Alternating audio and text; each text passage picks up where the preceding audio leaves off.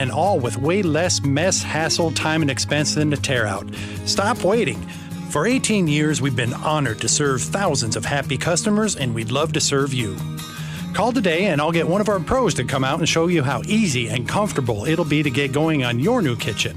Heritage Homecraft, 425-485-1600, 425-485-1600, or heritagehomecraft.com. Seattle Red on 770 KTTH Seattle, 97.3 KIRO FM, HD3 Tacoma Seattle, 94.5 K233 DT Eastlake, 33 BU Seattle. A breakthrough on Greenland. I'm Lisa Lacera, Fox News. It's a long-term deal. It's the ultimate long-term deal. President Trump, after meeting with NATO Secretary General Mark Rutte in Switzerland on the sidelines of the World Economic Forum, the president saying as a result of that, he's pulled his plan for tariffs on several European nations that were set to go into effect next month. But Danish officials are holding firm, telling Fox Business's Edward Lawrence Greenland is not for sale. The Danish foreign minister is not saying there's not a deal. He's just saying that now he can start talks, whereas the two sides were sort of dug into their corners with this threat of tariffs. Now he's saying that there actually can be talks related to this deal going forward. Now, we'll have to see exactly how it goes forward. President Trump has repeatedly said that U.S. ownership of Greenland was necessary to prevent threats from Russia and China. Stocks recovered half of yesterday's plunge after President Trump called off the Greenland-related tariffs. The Dow gained 588, the Nasdaq added 270, the S&P plus 78. ICE officials are moving toward entering private homes for enforcement, even without a warrant from a judge. That's according to an internal memo obtained by the Associated Press. The guidance would reportedly allow ICE to forcibly enter a home based on an administrative warrant from the agency, not a warrant from a court, to arrest someone with a final removal order. This is even as residents are urged not to allow federal agents in without being shown an order for entry. The directive is said to have been signed by Acting ICE Director Todd Lyons and dated May 12th of last year. DHS spokeswoman Tricia McLaughlin told the AP anyone being served an administrative warrant has already had full due process. Legal challenges are expected. Fox's Gernal Scott. States of emergency declared in South Carolina and Texas ahead of what forecasters say will be a blockbuster winter storm this weekend. America's listening to Fox News. As a mom, comforting my family is what I do best. Vicks Vapor Stick provides soothing, non-medicated Vicks vapors in an easy-to-apply stick, and it dries fast, so there's no mess. I use it to comfort myself and my family. Thanks, Mom. Vicks Vapo Stick, soothing comfort for the whole family. And try Vicks Vapo Shower Max for steamy Vicks Vapors when you need more comfort for yourself. Use as directed. Welcome back to Winter Hack Radio, the place for clever hacks to survive the season. Icy driveway? Well, try spreading sand or birdseed to help with traction. Snowy puppy paws? Well, grab a whisk, brush it off, done. Catch COVID-19? Well, just get... Actually, there's no hack for COVID-19. But if you test positive, prescription medications for COVID exist. Ask your doctor if they're right for you. Visit PfizerForAll.com to learn more. Sponsored by Pfizer. The yellow light! Oh, God, I'm walking here!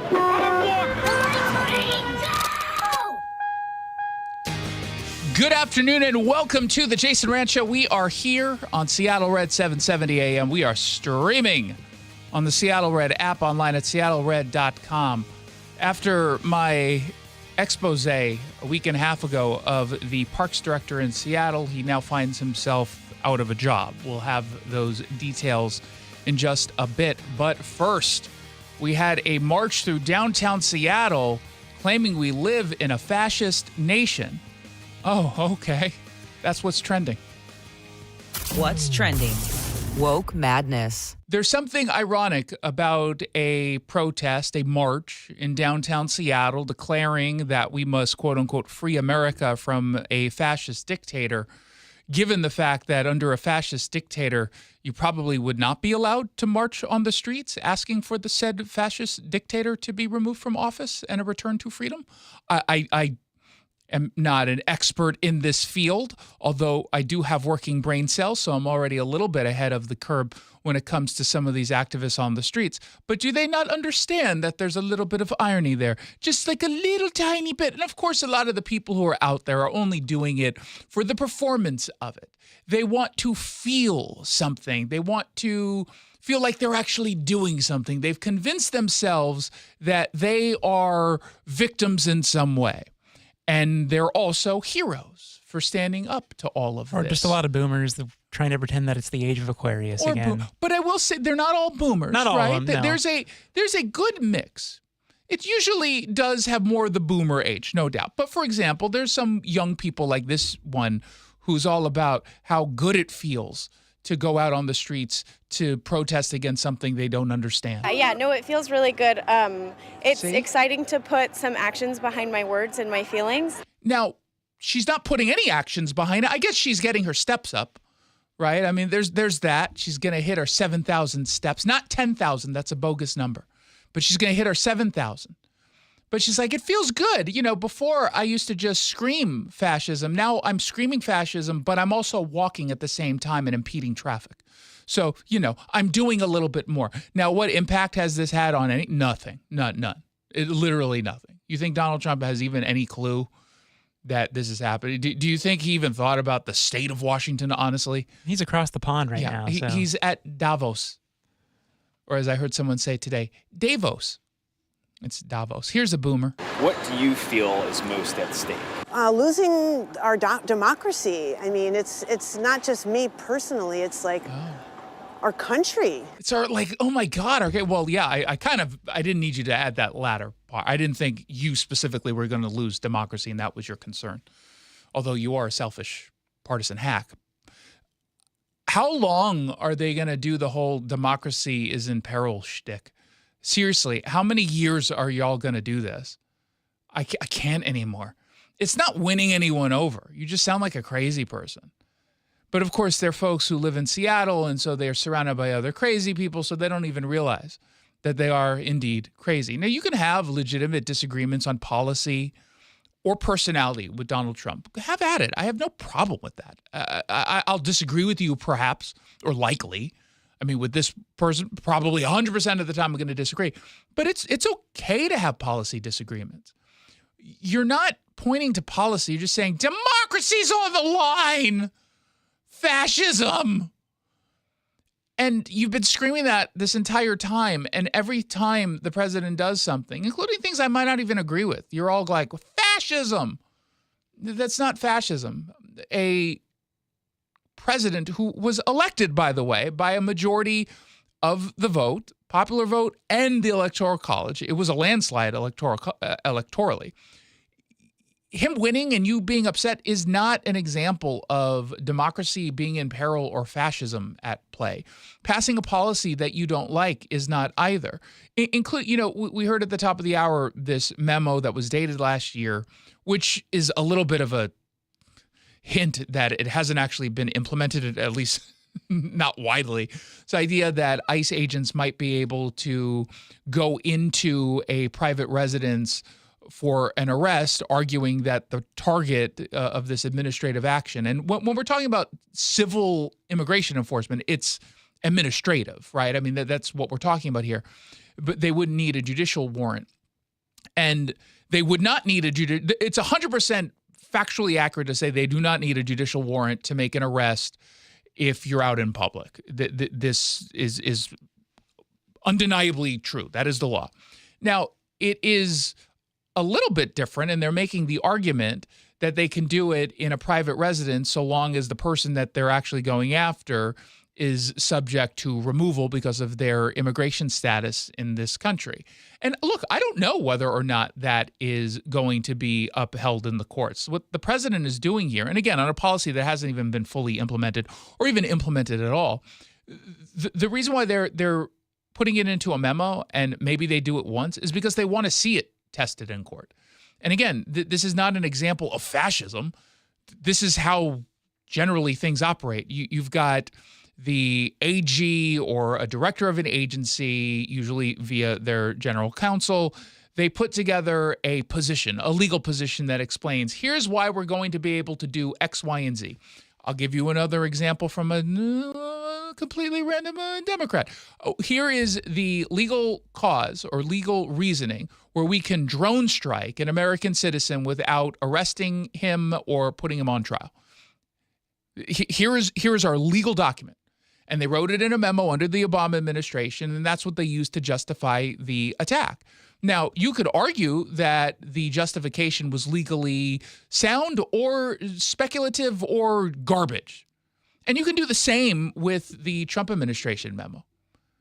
Okay, your personal opinion on the policy doesn't really matter.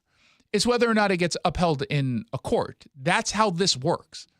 They don't just make an assumption that a policy that they think is going to be helpful to whatever's on their agenda, droning American citizens, for example, or arresting criminal illegal immigrants who kill American citizens.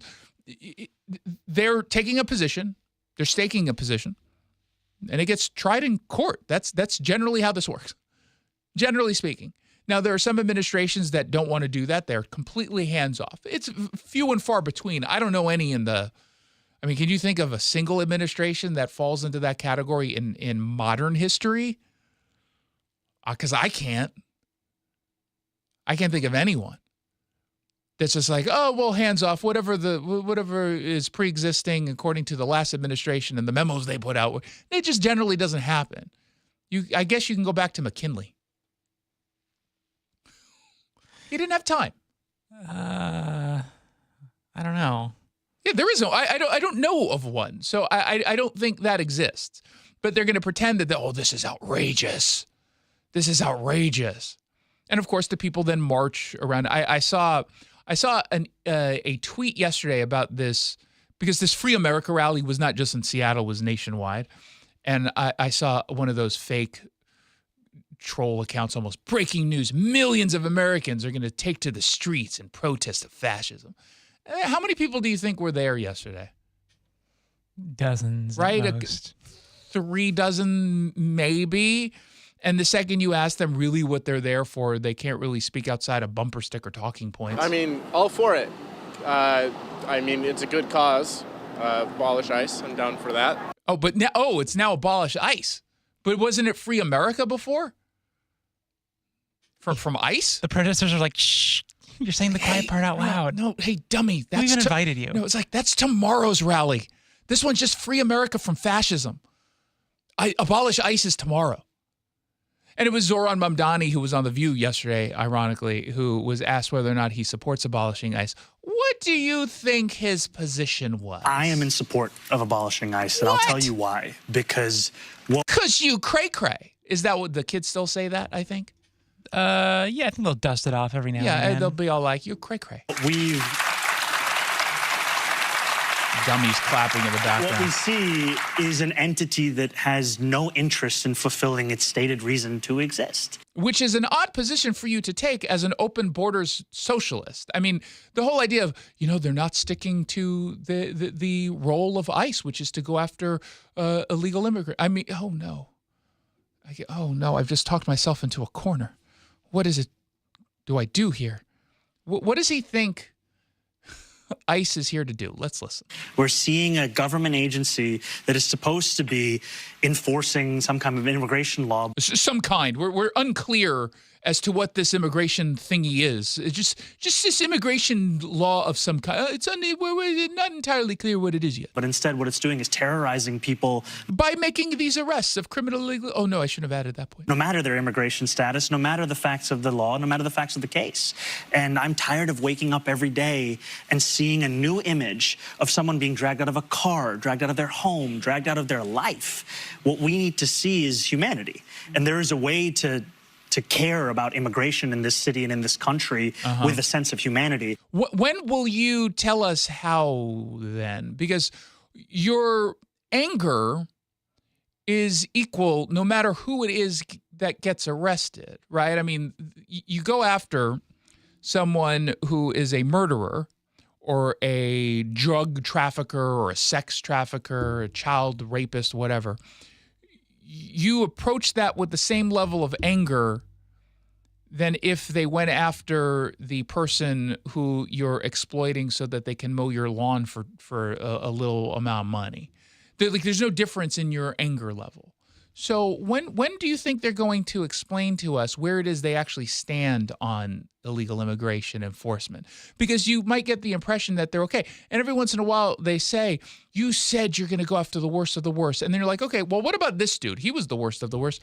No, we must free Abrego Garcia now. Okay, so you don't want us to go after the worst of the worst, but you're still just saying that as what? A way to virtue signal to stupid people into thinking that you're sane on this? It's rather weird that they continue. But the good news is it possible, Jackson, that the Free America rally did in fact work, because we're not under fascism today. But we weren't before, so. You know, what did I tell you about adding those pesky details like facts and stuff? You're hurting the liberal argument. What a jerk. Stop it. Let's find out what else is trending. What's trending in Seattle? I have somewhat mixed feelings, I think. The superintendent of Seattle Parks and Recs, or he used to be at least, he's out of a job. AP Diaz was essentially allowed to step down / pushed out of his position in the city of Seattle by the new mayor or her administration. This comes, 2 weeks after my exclusive report about how he was oftentimes thousands of miles away on quote-unquote work trips around the country and around the world. And he was not well liked or respected by people within the department that I've spoken to, and weirdly, I've spoken to quite a few. But AP Diaz was spending thousands of dollars, in some cases, taxpayer dollars, on work trips while supposedly running Seattle parks. And as people were complaining about the state of Seattle parks, the homelessness, the drug use, the crime, encampments that seemingly grow larger, violence that's breaking out in larger numbers, people being shot and killed. He was out at some conference in France or Colombia, Mexico, the Netherlands, the United Arab Emirates. Now, not every trip was paid for by taxpayer dollars, but to me, that wasn't even the point. In fact, if I were to look at some of the numbers, like, hey, you know what? $6,000 for a 12-day trip to, I think it was Colombia at the time. Okay, that's not that much in the grand scheme of things. To me, that's not really the issue. The issue is you're supposed to run Seattle parks, and yet you're somewhere else talking about climate change. And I don't believe the trips were done just as an excuse to go on vacation. I don't get that impression. You should be focused here first, especially when we've got a budget issue. And, part of me, I don't know if the word defend is the right one for AP Diaz, but I think he can justify it in the context of Mayor Harrell was very lazy. I don't care if he calls it racist to call him lazy. He's a lazy lawmaker or a lazy mayor. He allowed this to happen. And if your boss is all like, yeah, go ahead, go on as many trips as humanly possible, have at it, you're going to take that as permission to go on as many trips as humanly possible, regardless of the consequences. So part of me at least understands and isn't necessarily upset that he did what his boss allowed him to do. But I don't know. If it were me who were going on trips like that, I'd feel a little bit guilty not doing my job. I just feel just a little bit guilty, to the point where a week and a half ago, I was in New York for CNN. I'm going back the second week of February. Trip is booked. They've got all the flights and all that stuff. So there's no, unless they want to take a hit on the thing, I'm gone. When I'm there, I'm doing my radio show. I'm writing for SeattleRed.com. I'm editing at SeattleRed.com. I cut some commercials while I was in New York. Someone at Fox News, because that's where I was headquartered for the radio show, was like, "Oh, you going to any nice restaurants?" I'm like, "No, I got some bone broth from that place across the street, Spring Kitchen, which is fantastic, by the way. I got tomato Parmesan soup made with bone broth, and then I got a little bone broth drink."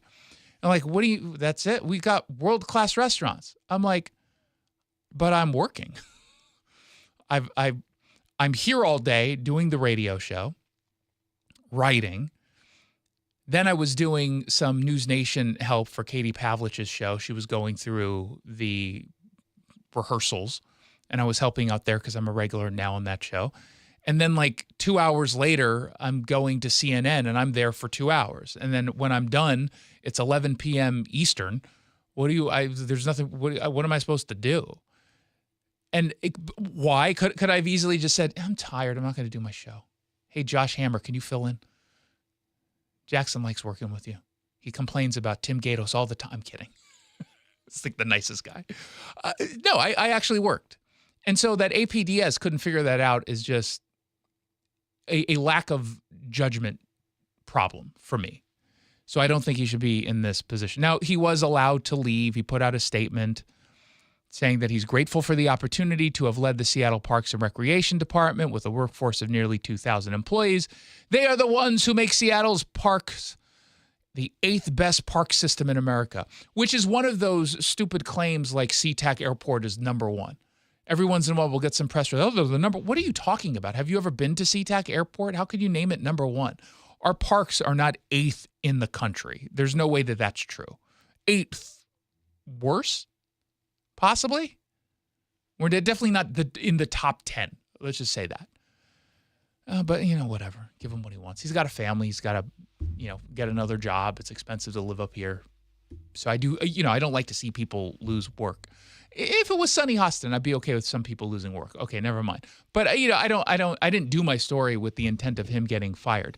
But I will take blame/credit for it, depending on your perspective, I guess. Because branding is branding. Don't give me that look. Don't give me that look. What look? That judgmental nonsense look. Don't give me that look. I didn't do it. His actions did it. Mine didn't. I just reported on what he did. If me reporting on what someone does gets them in trouble, it's not on me. Yeah, that's a them problem. That is a them problem. Well, let's not say them. It's him. Well, I'm just speaking in general, so. It's a him problem. Well, in this case, yes. It's a you problem. Push the button. What's trending? Crime. 12-year-old boy finds himself in a little bit of trouble. Accused by police of attacking a woman with a screwdriver. Oh. Attempting to steal her purse in the Central District? I don't believe this for a second. A 12-year-old, a juvenile, a youth in Seattle, emboldened to allegedly commit crimes? Now, part of me wants to say, this is a 43-year-old woman who they say was assaulted outside of an Amazon Fresh store. The cops got called to the scene following reports of a robbery, found the woman injured. Now, part of me wants to say, when a 12-year-old screws you up, do you say to yourself, man, a 12-year-old did this? Like, do you feel? But then part of me also says, kids are built differently now, man. A 12-year-old can look like a 17-year-old. I don't know what they're eating. I don't know what's going on, but they something in the water. They look intimidating, man. There's like, you're 12, you're terrifying me. You could easily kick my ass. And, he allegedly had a screwdriver. He was also, and I will say this, because we're busting gender norms and all that stuff. He was wearing, they say, a hot pink ski mask. Now, there was a time when young boys did not feel comfortable wearing pink. They thought it was a girl's color. And so I like what this says about... breaking down barriers. It really is. I like what this says about society. He's comfortable wearing pink. I wear pink sometimes, everyone. Like, I have a pink tie. I actually have a pink shirt. It's not... I like pink. It's or not salmon, even. Yeah, well, salmon... It depends on your skin tone, but pink can sometimes work.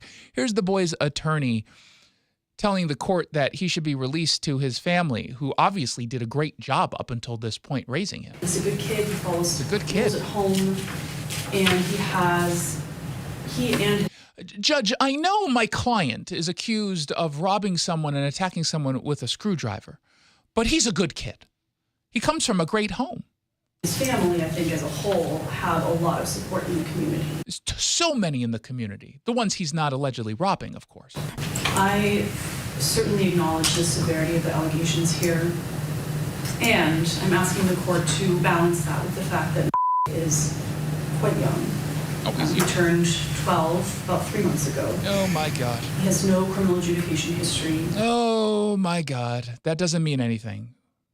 What does it mean? He doesn't have adjudication. That means he wasn't found guilty of anything. Yeah, it doesn't really mean anything, especially because the police said, yeah, we know this kid. That's how we were so easily able to track this kid down and make the arrest. And, by the way, recover the screwdriver. King County Senior Deputy Prosecutor Jonah Crawlard says, yeah, we get he's young. It doesn't mean he's not allegedly committing serious crimes. We recognize that the respondent is 12 years old, but given the assault and robbery and poking the victim multiple times in the face with the screwdriver after assaulting her with his hand. Yeah. So under the law in Washington, and I'm hesitant to even acknowledge this because I don't want some Democrat lawmaker who listens to the show to get any ideas on overturning something. But under the law, a 12-year-old charged with first-degree robbery has to remain in juvenile court, so they're not going to be removed. But it says the serious nature, so the likelihood of a judge just at least immediately releasing a juvenile suspect under these circumstances are slimmer if you get a reasonable judge. Was this judge reasonable? Be identified as someone as his age of having multiple contacts in the same or similar area and being deemed chronic is of great concern to me. And so she held him in secure juvenile detention, which is the right move. It's the right move. And now you got to be worried about 11-year-olds roaming around or 12-year-olds roaming around with screwdrivers. And this poor shopper, Kimberly's like, talking to Q13, Fox 13, I don't like going out at night. 12 years old? Oh my goodness. I never thought this is safe. That's why I don't go out in the evening. I only do it during, morning. Normally it's morning time. How sad. It wants to make me cry. We are already in chaos world right now, and this happened. How are you voting, Kimberly? Just throwing that out. Again, I don't know her. For all I know, she's voting the right way. But we like to remind people every so often of that. The right way. Hint, hint, hint. Wink, wink, wink. He meant Republican. Well, I don't know. She might not pick up on your tone. It's radio. Unless they're watching on the YouTube channel or on the Seattle Red app, they might not be watching us perform this visually. Remember in 2020 when everything was locked down, you weren't driving your car anywhere, which also meant you were missing regularly scheduled maintenance? That could have wrecked your vehicle's warranty. So the Sunset Auto family is offering warranty health checks for free. And if your coverage is shaky, they can get you out of that car or truck and into something better with warranty protection for life. Head on over to sunsetautofamily.com. When we come back, Washington state unemployment went in the wrong direction. No wonder local media is not talking all that much about it. That's what's coming up right here in just a few moments on The Jason Rantz Show. Oh, how's that flu, babe? Did you take DayQuil Intense Flu yet? Nah, I got this. Ugh, okay, I don't got this. You stay on the couch, and I'll grab the DayQuil. Undo your flu symptoms with DayQuil Intense Flu. DayQuil Intense Flu provides powerful relief of your flu symptoms. I'm ready for that to-do list. Wow, you do got this. DayQuil Intense Flu. The daytime coughing, aching, fever, under your flu, medicine. Use as directed, keep out of reach of children. I was ordering food for the office from the same few places for too long. For workplaces suffering with office food fatigue, every day's a struggle. Before starting Easy Cater, I assumed having no good vegan options for Carl in finance was normal. Easy Cater is designed to treat OFF with a huge variety of favorite restaurants, plus tools to help you meet dietary needs and stay on budget. Used daily, one platform lets you save time and shine. Ask your app store about Easy Cater or start an order at easycater.com.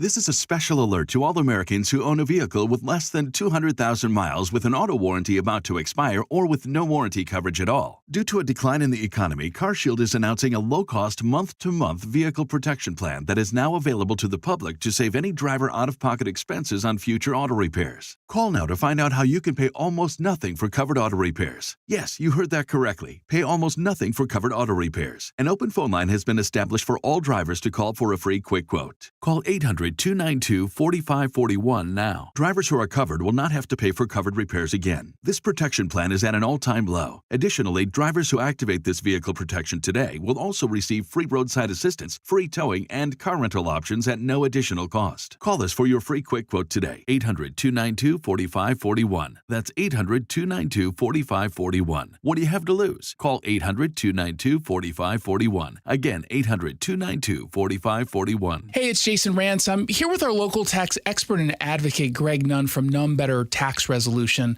Last year, the big news, obviously, was the accomplishment of the big, beautiful bill, but that also comes with some big, beautiful changes to the IRS. There are some big, beautiful changes going on, and so many of those changes in the big, beautiful bill impact 2025.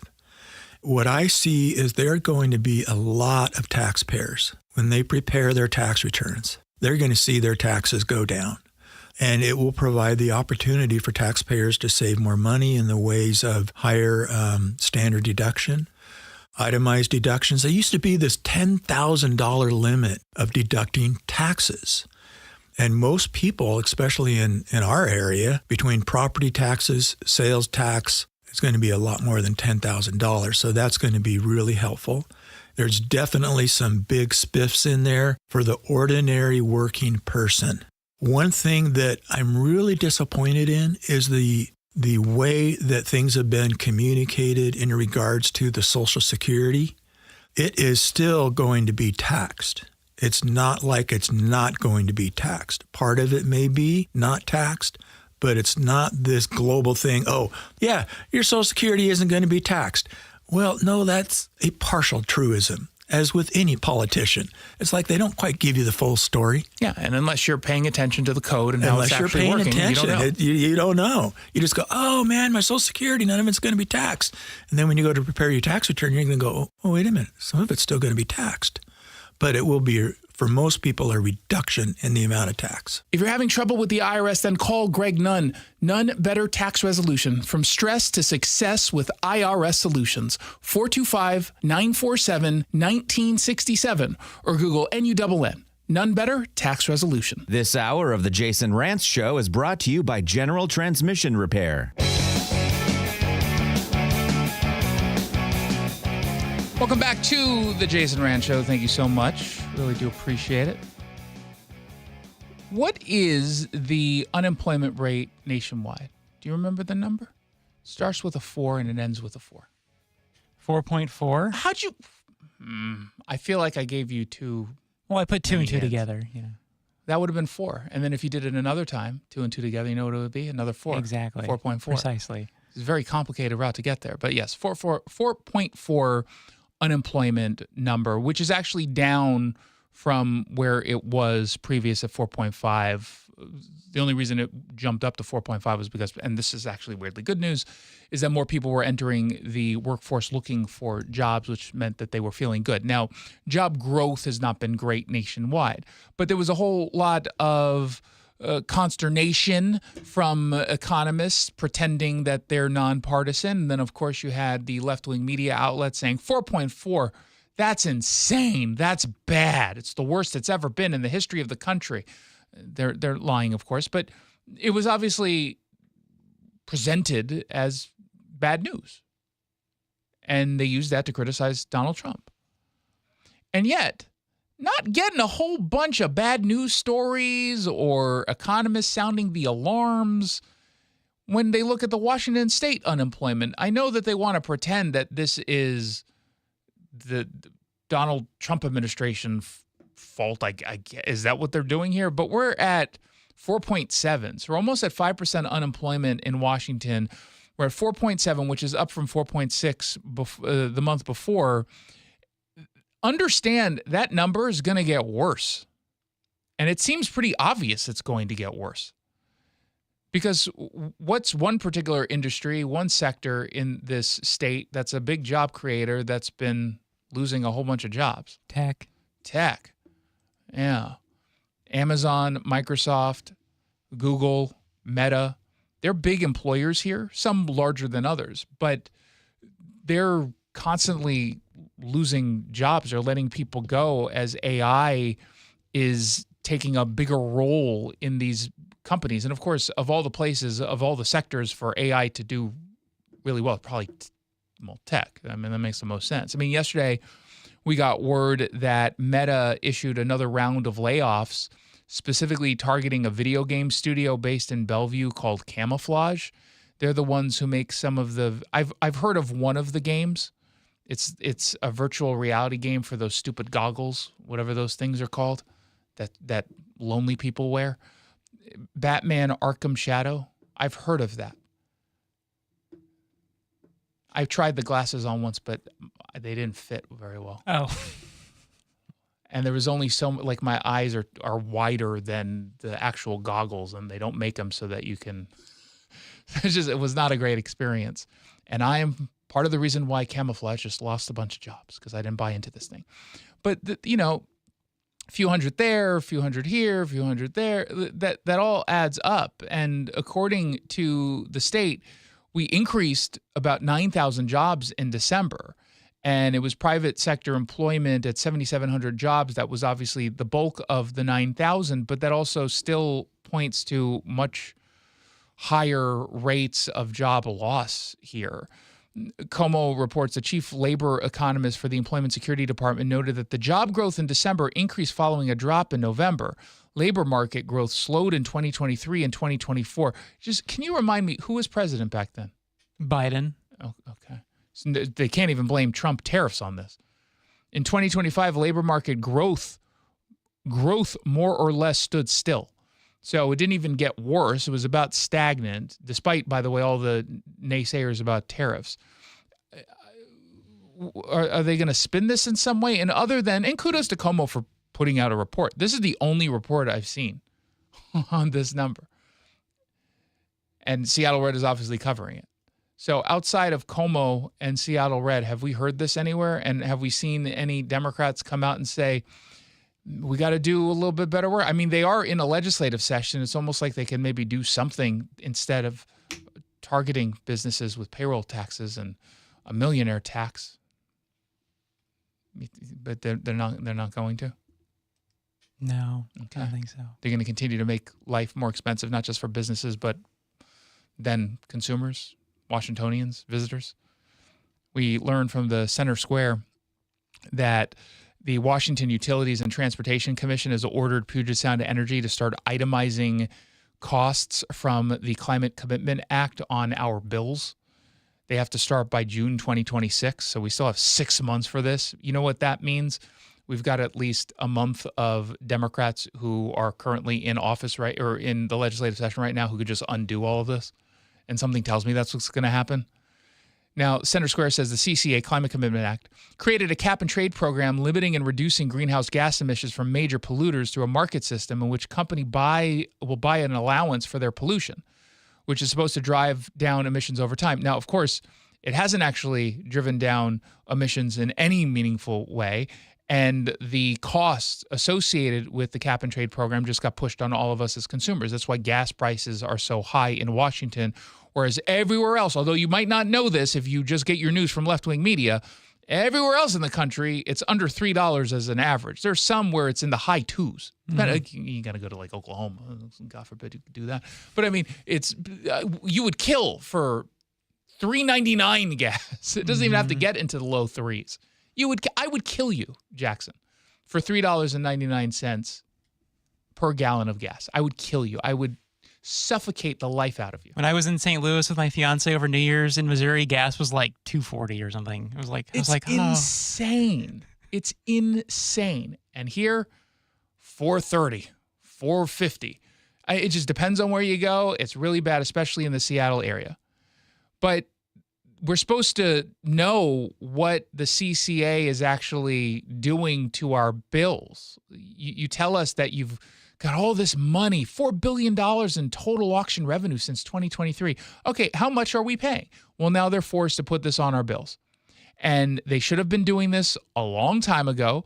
In fact, they should have done this 2 years ago or 3 years ago. It's 2026 now. And yet they chose not to. They got away with it until finally, courtesy of the Citizen Action Defense Fund, it's a right-wing or a conservative government watchdog organization, They joined forces with the Washington Policy Center and got the WUTC, the Washington Utilities and Transportation Commission, to order this ruling under threat of a lawsuit. And the second that this happens, and the reason why they don't want to do it is why? Because they don't want people to realize that they were lied to about the impacts of the Climate Commitment Act. And the second that you look at your bill and it says, oh yeah, you're being charged whatever it happens to be for your specific bill more than normal because of the CCA, something tells me that the polling on the CCA will start to take a little bit of a hit. They should have said the Democrats' Climate Commitment Act, because what we don't want to have happen is anyone blame Republicans for the CCA. Not a single Republican backed it. Not a single one supports it. Okay, so this is long overdue. Also long overdue is the pushback we're finally seeing from voters who don't like the fact that Democrats are trying to get rid of or very, very harshly redefine a citizen-led initiative. And in their legislation, which, by the way, they will pass, is my guess, even though even our current Democrat Secretary of State is saying that this is wrong. They're saying in order to get a citizen initiative approved to even move forward, you first have to collect 1,000 signatures. And then on top of that, you can't pay signature gatherers. Now, the only reason why they're doing that, they're putting that ban on it, is because the only ones who do citizen initiatives in this state are conservatives. Because why would a liberal organization have to get any kind of initiative? All they have to do is say, hey, Lori Jenkins, can you pass this for us? I know on the first hand you're going to say it's crazy, but then you're going to realize you're talking to your base and say, oh, well, I'm also crazy, and then just pass it. So it's only conservatives who are doing this, and they're doing this because the popularity of these policies that are being passed are somewhere between how, Israel is viewed by progressives here in Seattle and in Gaza. It's very low. And so people don't like it. They overturn it really quickly. It always happens.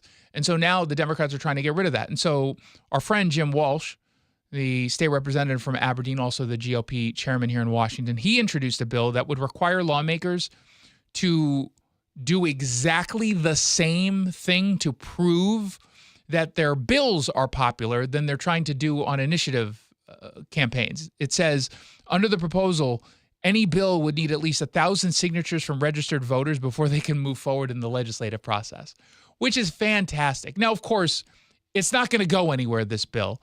And I'm guessing it was written by just Mad Lib style, just taking the other bill and just deleting the references to voter initiatives and just putting in legislation.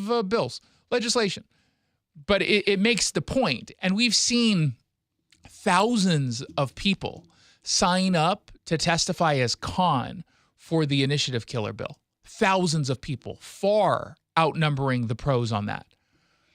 And with the bipartisan pushback from secretaries of Sam Reed testified alongside Stephen Hobbs, I think it was yesterday, and media coverage actually starting to be more honest about where people stand, could it be enough maybe to get Democrats to rethink this clear abuse? I don't know.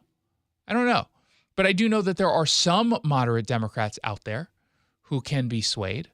We talked to them on this show. Lauren Davis comes to mind immediately. Like, we might actually be able to defeat this, but we all have to just speak up. 1-800-465-8770 if you want to text me and speak up about this or anything else. 1-800-465-8770. We got a text from the 360 telling me all I got to do is go to a gas station on native land.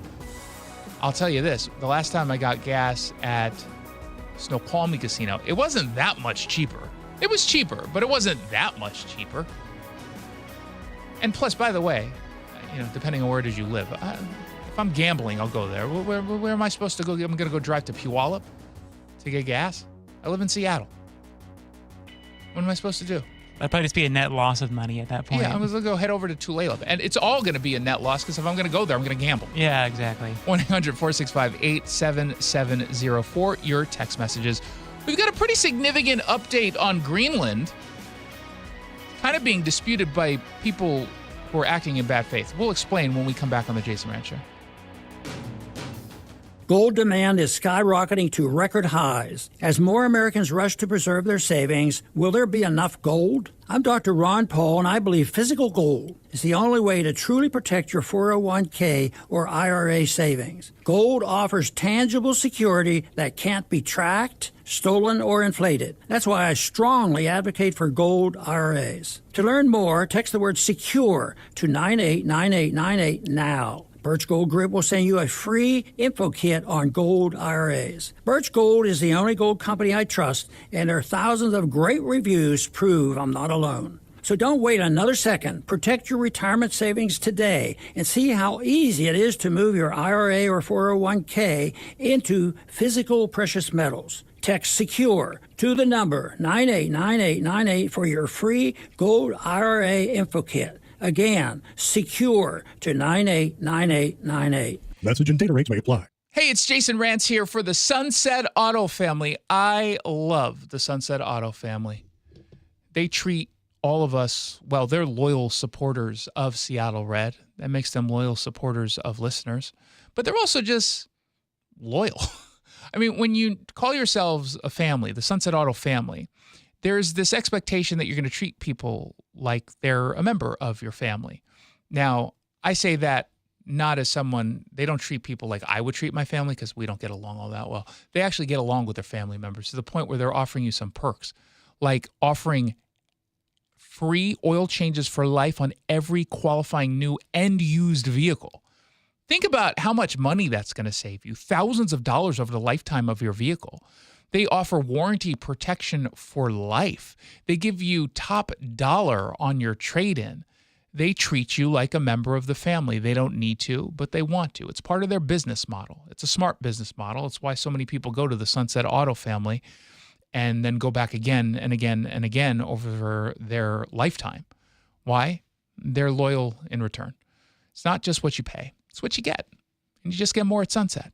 And people do like that. SunsetAutoFamily.com. Feeling the chill this winter? Lake Atitlan Insulation helps Puget Sound homeowners stay warmer, lower energy bills, and enjoy lasting comfort every day. With expert insulation, you'll lock in heat and stop wasting money. And right now, generous Puget Sound energy rebates make upgrades more affordable than ever. So don't spend another cold season overpaying. Local, trusted, efficient. Schedule your free estimate today at lakeatitlaninsulation.com or call 206-660-4624. Lake Atitlan Insulation, where warmth meets wisdom.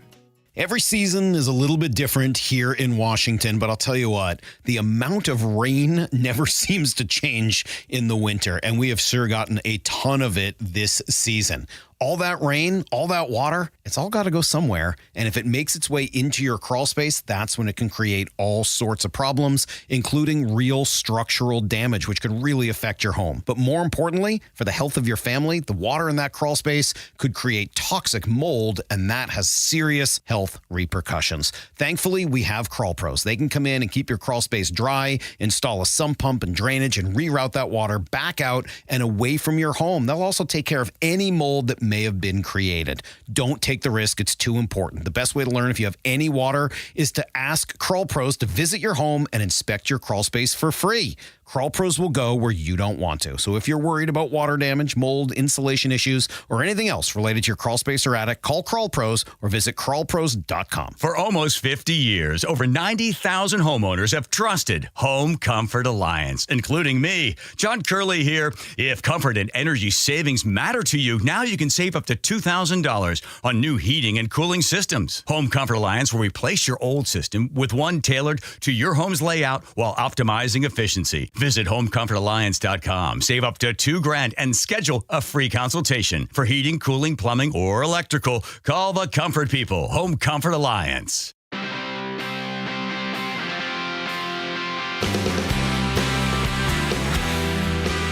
Welcome back to the Jason Rantz Show. Thank you so much for tuning in. I really do appreciate it. The president delivered a very long speech. Oh, God, it was long. It was like an hour and 15 minutes at Davos today at the World Economic Forum, and then he did a Q&A session. I'll be honest, after 10 minutes of that, I was like, I got to go. I got to brush my teeth. I was just laying in bed with the dog. I'm like, I got to go to work. It's taking too long. But we did learn more on Greenland. Makes sense that he would speak about this there. He's talking to global leaders, and he did pledge not to seize Greenland with the military, which is obviously great news. And I can't hear any of the audio, so if you did something on your end, I don't know. We never ask for anything.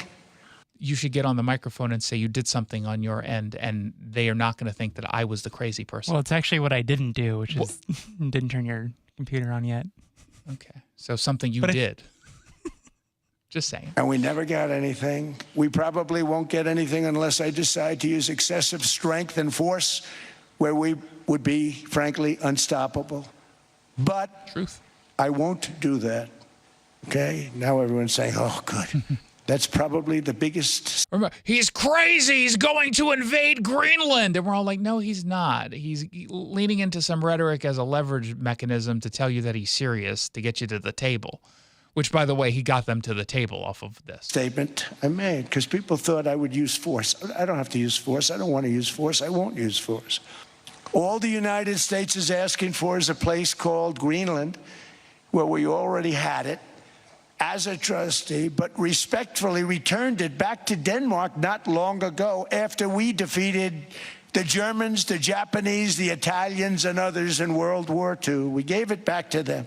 Now, it was Ben Shapiro. I think he was on Gavin Newsom's podcast, humiliating Gavin Newsom. But Ben made a point about Donald Trump's language and how he negotiates and how he messages. You should take him seriously, but not literally.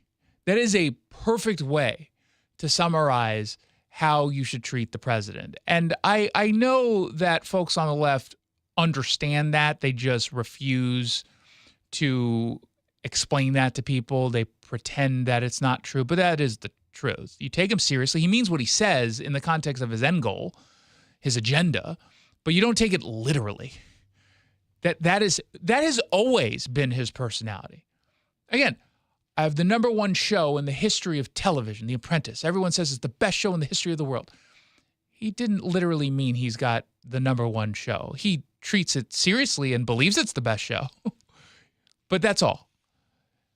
Now, the reason why this is all interesting news is that he also said today he wasn't going to be imposing tariffs that were going to take effect next week, because they created or agreed to a framework of a future deal. Now, that's talk to say we agreed to have talks about talking together during talks, right? It doesn't actually mean anything yet. But you need this first before anything else can move forward. And prior to the talk of military involvement and the tariffs, the Danish didn't want to have any conversations whatsoever. Are we talking about the people or the pastry? Both. Both of them. Now, ironically, it was funny because I was talking to a guy who's in the know when I was in New York, and he was like, I mean, privately, the Danish don't want Greenland. But now that Trump said he wants it, they can't just come out and say, have it. But they're like, we don't want it. It's I heard the same thing on Josh Hammer's show. He said he was at an event and some guy who was from Denmark was there and was talking about how, like, yeah, they have no interest in it. And, like, there's actually kind of a racist attitude towards, like, the native population of Greenland. I wonder if he was talking to the same person I spoke to. Maybe. But we're getting the same thing, which is the Danish people don't, or the Danish government, they have no interest really in Greenland. And if you talk to folks in Greenland, they also want sovereignty. They just kind of realize they're not in a position to get it right now, so they can't just have the Danish abandon them. They're not ready for that. But everyone's kind of, so that's where Trump sees a potential vulnerability that he can exploit. And now he said on Truth Social, based upon a very productive meeting that I had with the Secretary General of NATO, Mark Rutte. Rudy? How do you say his name? I've heard Rutte. Rutte? Yeah. Rutte, of course, he's European. We have formed the framework of a future deal with respect to Greenland and, in fact, the entire Arctic region. He said it will be, if it's finalized, will be a great one for the United States of America and all NATO nations. Based upon this understanding, I will not be imposing the tariffs that were scheduled to go into effect on February 1st. This is win-win for him because the tariff threat on Denmark was probably politically a little risky and Look, they are an ally. You generally don't want to, unless it's Canada. I don't care about them. But you don't really want to do this. So this is a good move. And I think ultimately, while he wants Greenland, I don't even necessarily think this is about Greenland specifically. It's about putting pressure on the Europeans, specifically NATO, but Europeans at large, European governments. You could be spending a little bit more money on like everything.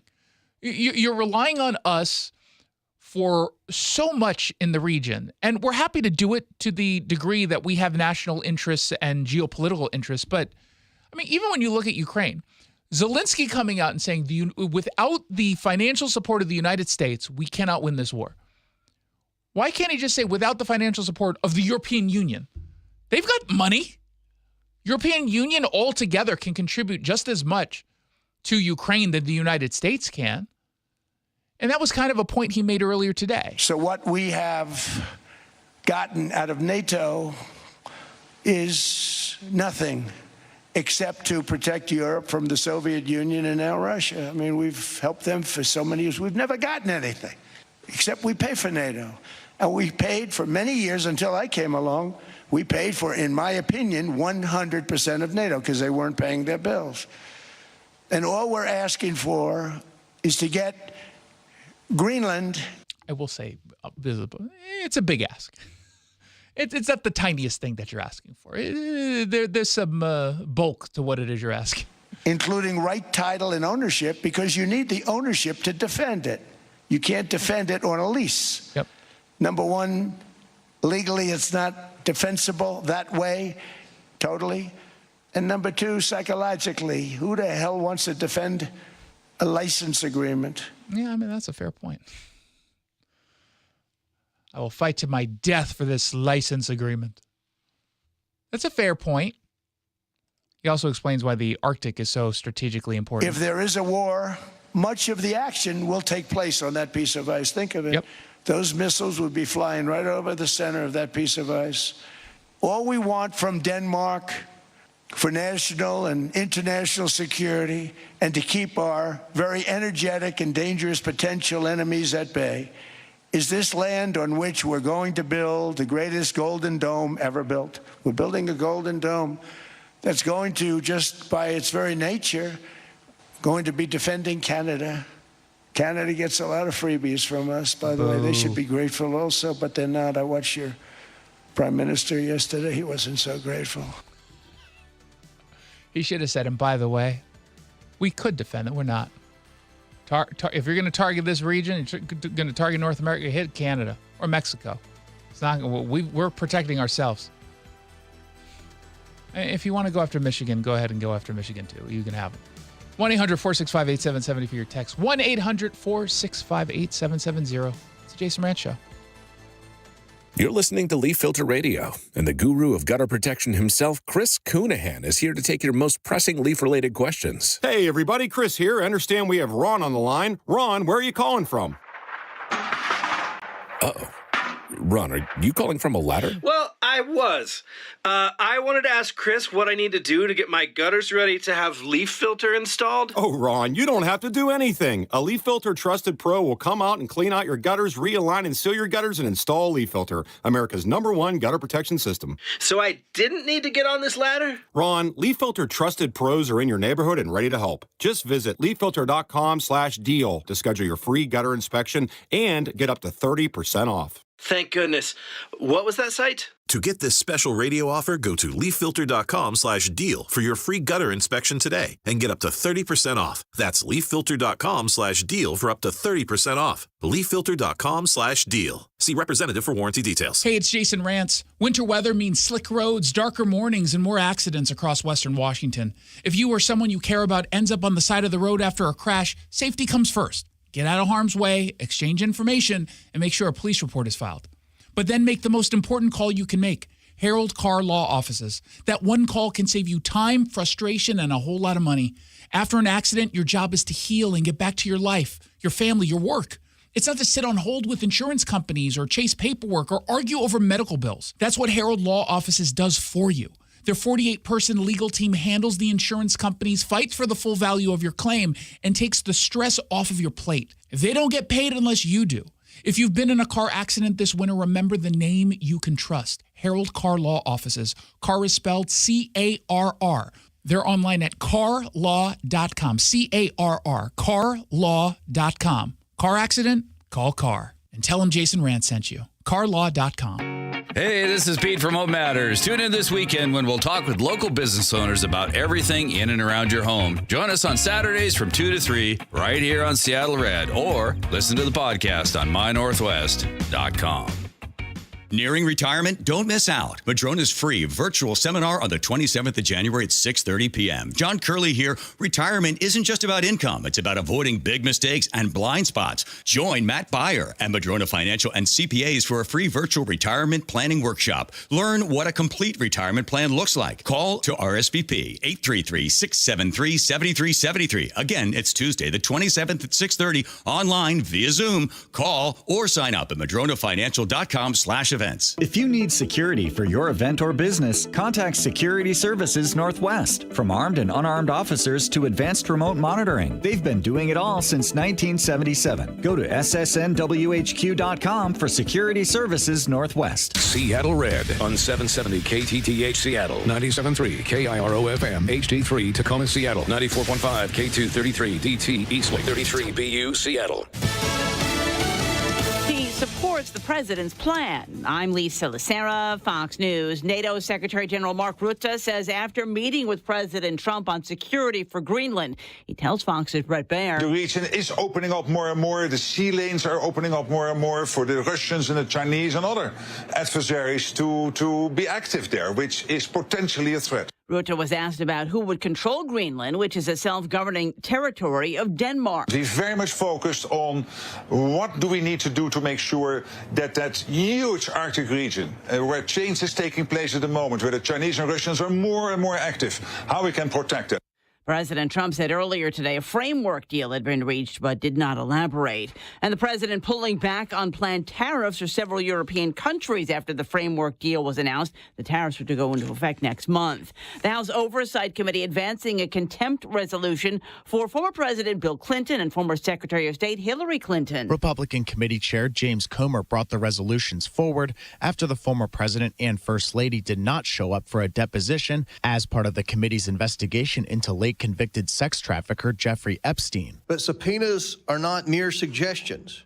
They carry the force of law and require compliance. Top oversight Democrat Robert Garcia voted no, but wants the Clintons to negotiate while accusing Republicans of playing politics. Fox's Ryan Schmelz. The full House will now vote on the resolution.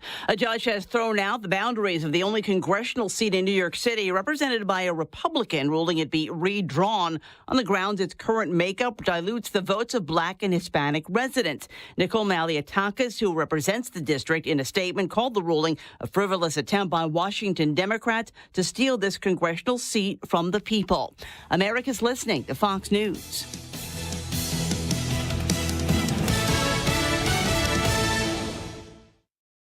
As a mom, comforting my family is what I do best. Vicks Vapor Stick provides soothing, non-medicated Vicks vapors in an easy-to-apply stick, and it dries fast, so there's no mess. I use it to comfort myself and my family. Thanks, Mom. Vicks Vapo Stick, soothing comfort for the whole family. And try Vicks Vapo Shower Max for steamy Vicks vapors when you need more comfort for yourself. Use as directed. Welcome back to Winter Hack Radio, the place for clever hacks to survive the season. Icy driveway? Well, try spreading sand or birdseed to help with traction. Snowy puppy paws? Well, grab a whisk, brush it off, done. Catch COVID-19? Well, just get...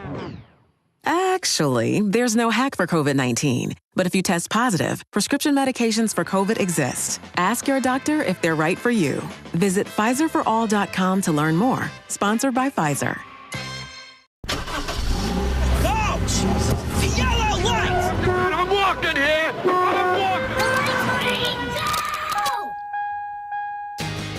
Good afternoon and welcome to the Jason Rantz Show. We are here live on Seattle Red 770 AM. We are streaming live on the Seattle Red app, Seattle Red YouTube channel. We're everywhere. We got a lot to get to. King County Councilmember Reagan Dunn, he is partly celebrating the fact that King County workers are now having to go back into the office. But he points out something like, well, they're still not going back full time. And for the last 6 years, they've not really been working full time, yet they've been getting taxpayer-funded full-time salaries. He'll explain, but first, we learned that Nick Brown, survivor, loser, he's not taking seriously his role in the scandals at DCYF. That's what's trending, brought to you by the Sunset Auto family. What's trending? Let's get political. There have been allegations of fraud with the Department of Child, Youth, and Families. They oversee child care centers and youth services, foster care, families, things like that. And they just got hit with a pretty damning indictment from the state auditor. In years worth of data is missing, millions of dollars in overpayments, millions of dollars that they can't account for because of the missing documents. And there's certainly smoke, and there's some fire over there with the overpayments. But we can tell that this fire is going to start to spread. Or it seems reasonable to assume that it is. Now, I don't know. Maybe once they get a hold of the years, I think it was 4 years of missing paperwork, they're like, oh, no, now it all makes sense. Maybe. But generally, when you have overpayments and missing accountability on funds and the paperwork's not there, normal people would see this and say, okay, well, that's not a good look. But for Nick Brown, as he was questioned by Chris Daniels on this, he's all like, no, we've seen some allegations of fraud, but they don't have a lot of teeth. Did you do the investigation? No, but I mean, just reading the claims, I mean, fraud, there's not going to be any. What are you, crazy, fraud? Have you had any fraud complaints come into your office? Fraud complaints related to what? Related to DCYF. We all watch the news, right? There's been a lot of reports on fraud that came into our office. Most of them are what I would view as pretty baseless allegations. But we take those allegations seriously. We work with our client agencies. There's been $2 million in overpayments to providers, and that the state auditor went 4 years without any sort of provider records. Given that information now, would you call for an outside audit of DCYF? Every state program that gets taxpayer dollars needs to work better with those dollars and make sure that we're treating those issues seriously. That is very different in my mind from allegations of fraud. And we want to make sure that there's a distinction between allegations of criminal fraud and allegations of, just how we best use our taxpayer dollars. Okay. Do you know how he refers to DCYF? Did you catch in his press conference? How? Clients. Oh.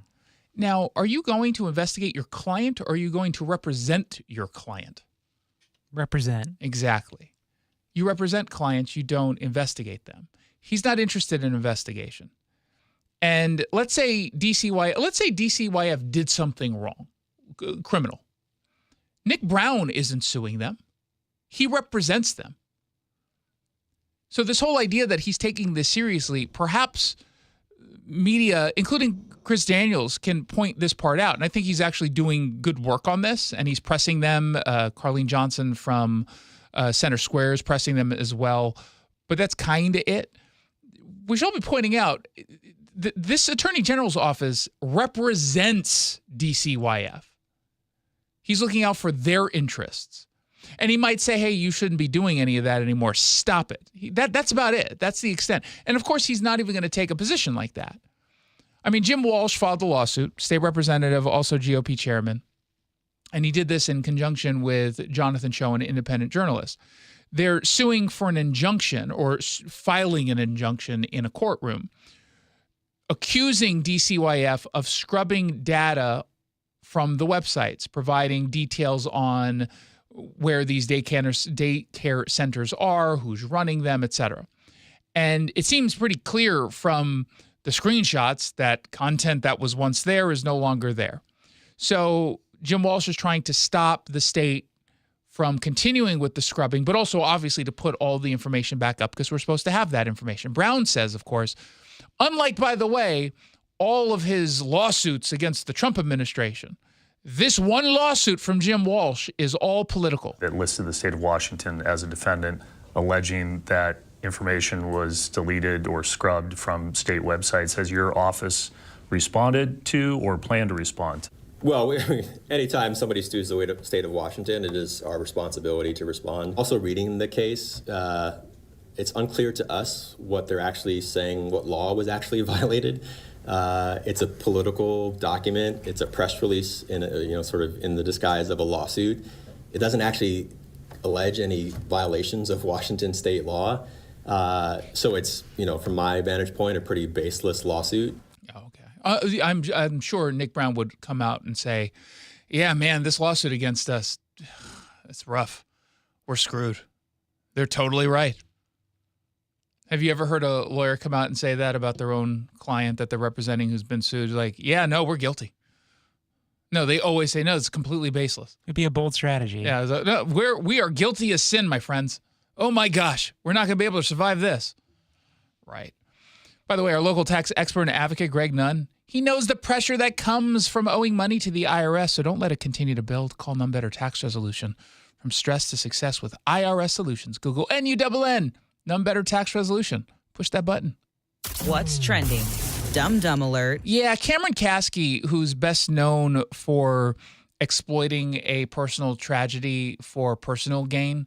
He was one of the Parkland students who is very liberal and was kind of chosen. There was like 3 kids who were chosen. That one girl who shaved her head, whose name I forgot because she decided she doesn't want to exploit this for the rest of her life. Emma? I can't remember what her name was. I forgot too, yeah. But that's good, by the way. Mm-hmm. She's all like, yeah, no, I spoke at the time and I don't need to jerry-rig this into something bigger for my career or for my, my political aspirations. You had David Hogg, who's the worst. I don't even think he was at school that day. Wasn't that the rumor? And then Cameron Kasky. And then there was Kyle Kashuv, was like the conservative one. But even he kind of just went. Like, yeah. I talk to him every so often because we follow each other on Instagram, and he came on the show a few times. We chatted, and just went to school. He's living a normal life. But the two, David Hogg and Cameron Kasky, aren't. So Cameron goes on CNN Newsnight with Abby Phillip. Although she wasn't there, it was Josh Berman who was there. John Berman. I always forget his name with respect. But also, Cameron Kasky tried to make several viral moments going after Scott Jennings, and it didn't end well for him. But listen to this exchange, which oddly John Berman gets all upset with Scott Jennings for pointing something out. Listen to this. And he's basically playing talking risk about Trump because people hurt his feelings, or people ostensibly hurt his feelings. So I am appreciative that the president is being transparent about this. I would love it if he was more transparent about the human sex trafficking network that he was a part of, but you can't win them all. Cameron's grateful that the president is being transparent about the Nobel Peace Prize. And John completely ignores that last part and pivots to Scott. Listen to this. President is desirous for Greenland. Scott, what do you think about that? You going to let that sit? Are we going to claim here on CNN that the president is part of a global sex trafficking ring, or? Well, we're going to talk about the Epstein file. Scott, I will do the fact checking. Well, you didn't do the fact checking. That's why Scott said something. As we go along here. Repeat what you said about the global sex trafficking ring. That Donald Trump was provably very involved with it.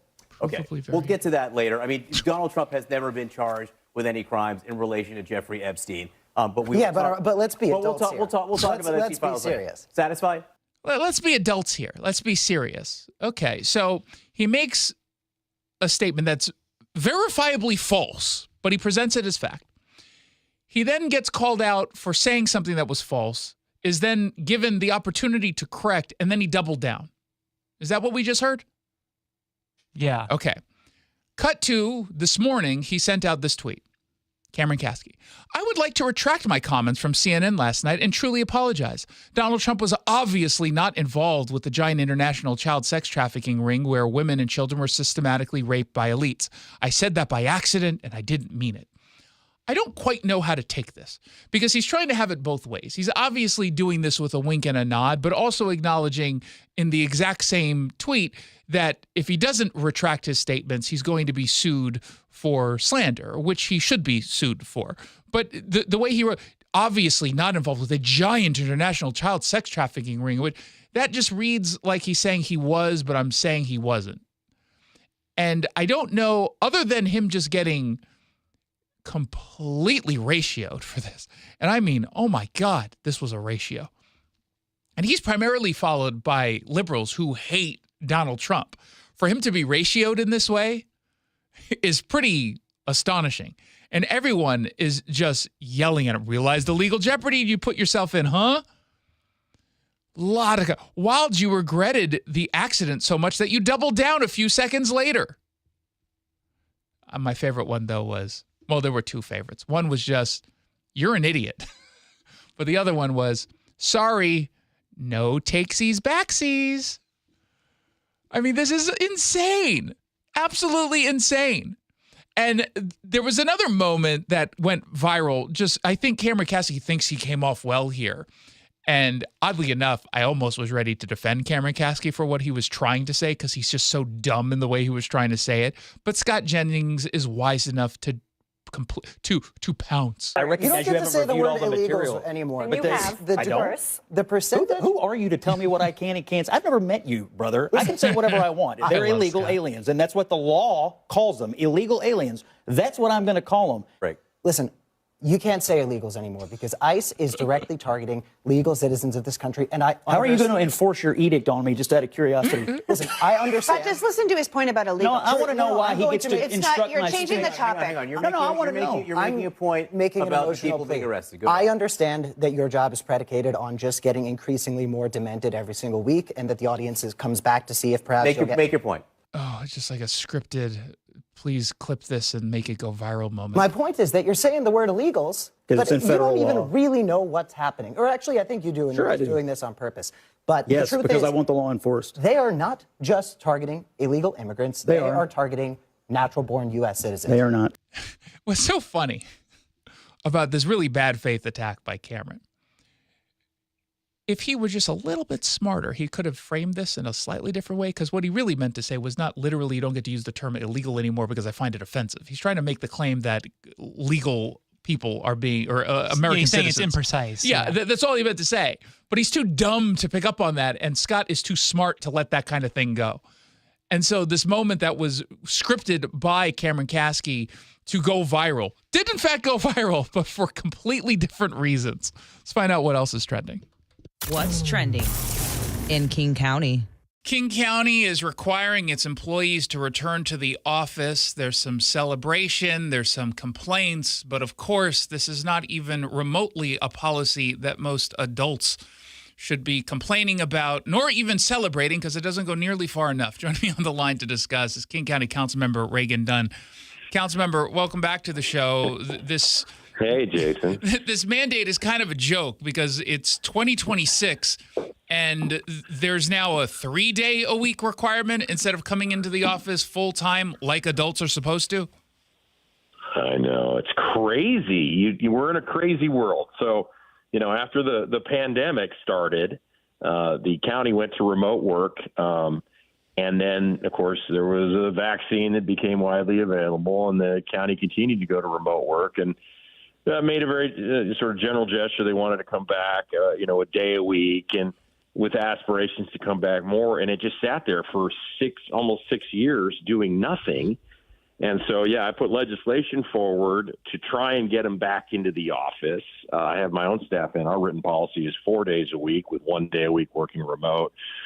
I put forward a piece of legislation to try and kind of hit a compromise that would force them to take action, which was coming in 3 days a week instead of 1 day a week or less, and put it out there right in the middle of the campaign. As you well know, we talked about it on your show. And finally, it was just too hard for them to say no, because saying no to 3 days sounded so ridiculous. So now Gurmai Zahalai has implemented that policy. The county employees are coming back 3 days a week.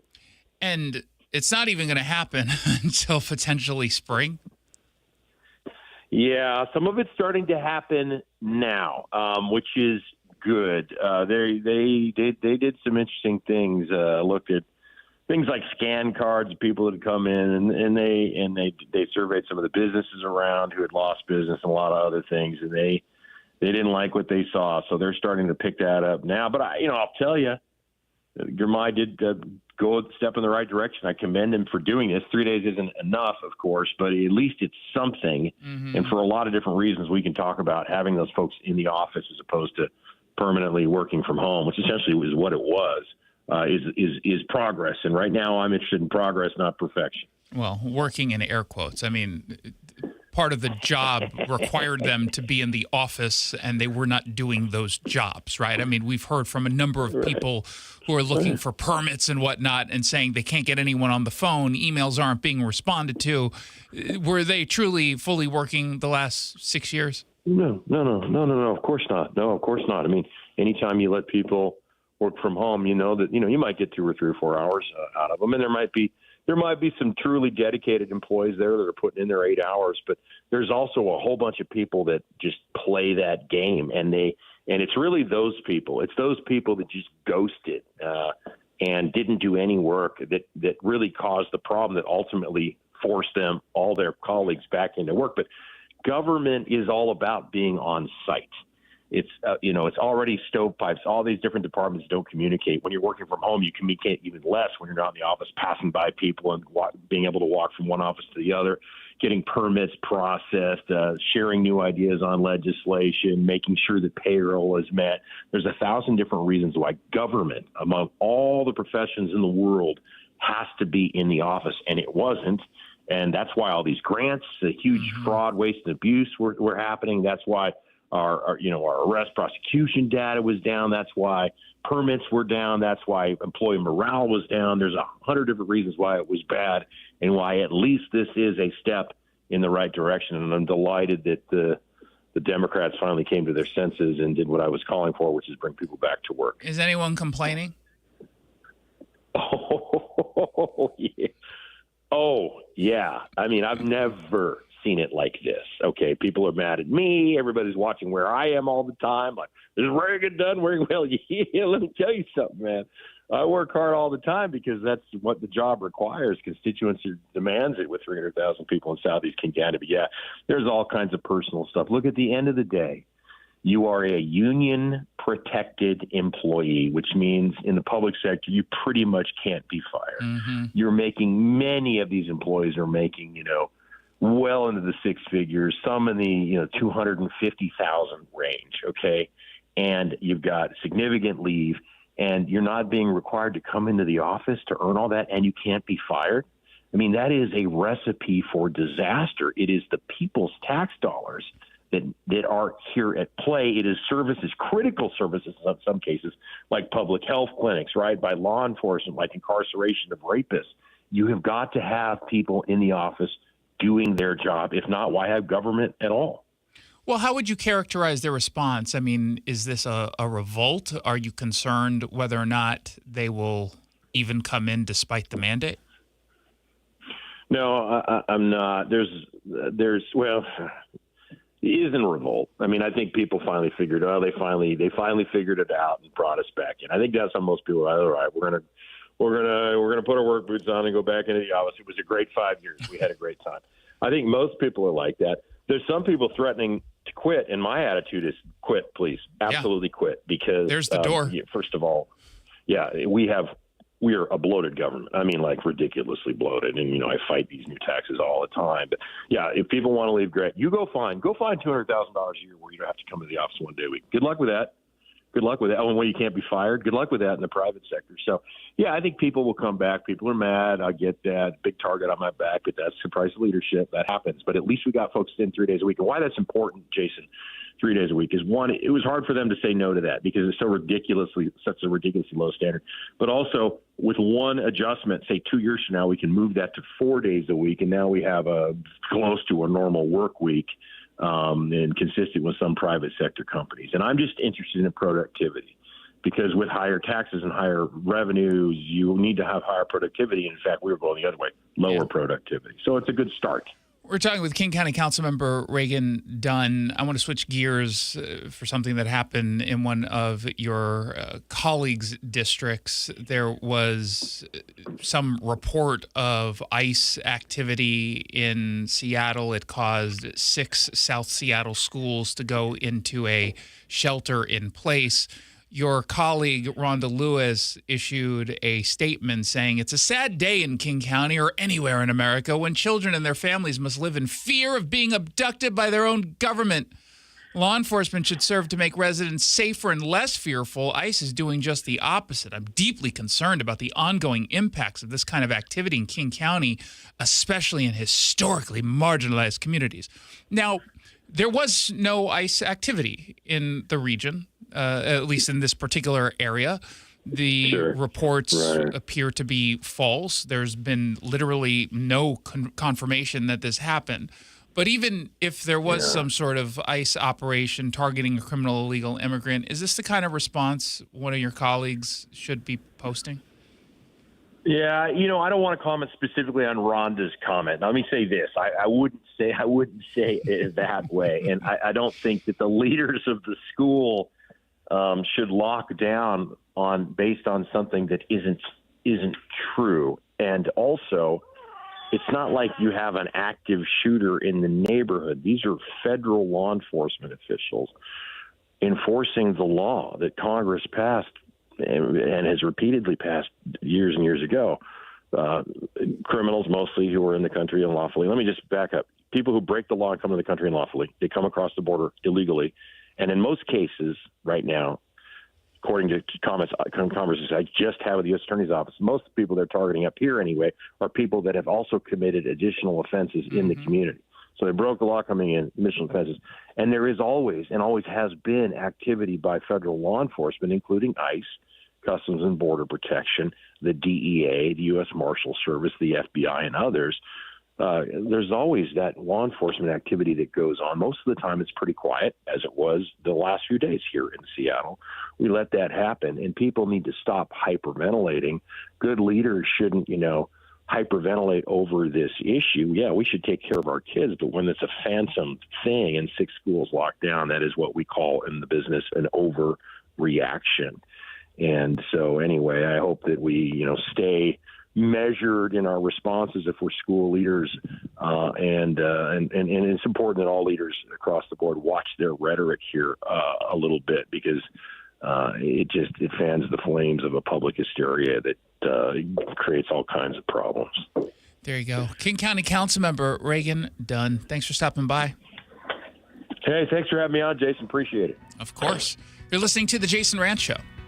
Our local tax expert and advocate, Greg Nunn, he knows the pressure that comes from owing money to the IRS, so don't let that pressure build.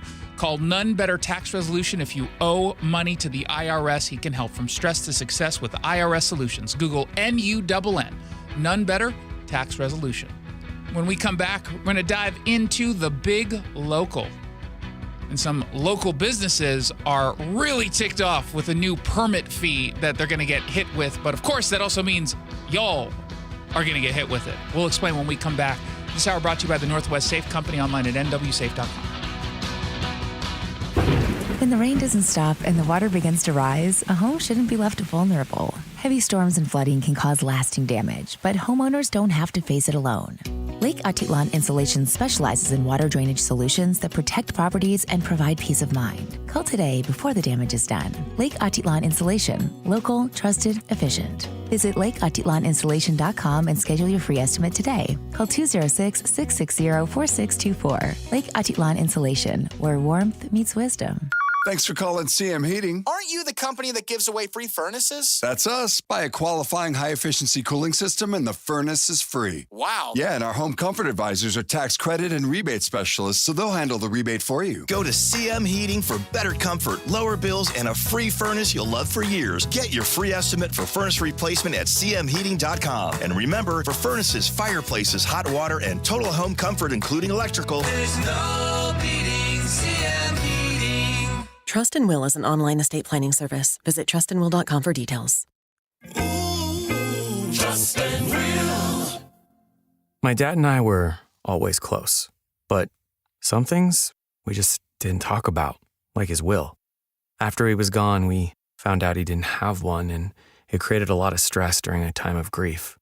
Creating a will can be hard to think about, but avoiding it can lead to greater difficulty for the people you love. That's why Trust and Will makes estate planning simple. Create a will online in as little as 30 minutes. Now, I have a will in place to make sure my loved ones are protected. With Trust and Will, it was easy and affordable. And I got peace of mind knowing my wishes are clear. Trust and Will. Get 20% off when you visit trustandwill.com/plan. That's trustandwill.com/plan to get 20% off. trustandwill.com/PLAN. Everybody loves the season of giving, but now the season of paying for it is upon us. That not-so-wonderful time of the year when millions of Americans open their credit card statements, stare in horror at the balance, and resolve then and there to find new ways to save money.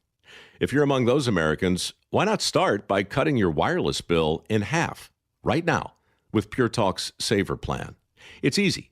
You'll get unlimited talk, text, and 3 gigs of high-speed data on a super-fast, nationwide 5G network for just $20 a month.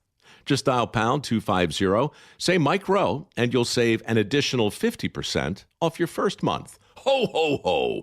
And if you're active or former military or a first responder, you'll save an additional 20% every single month. That's pound 250. Say Mike Rowe for the gift that keeps on saving from America's wireless company.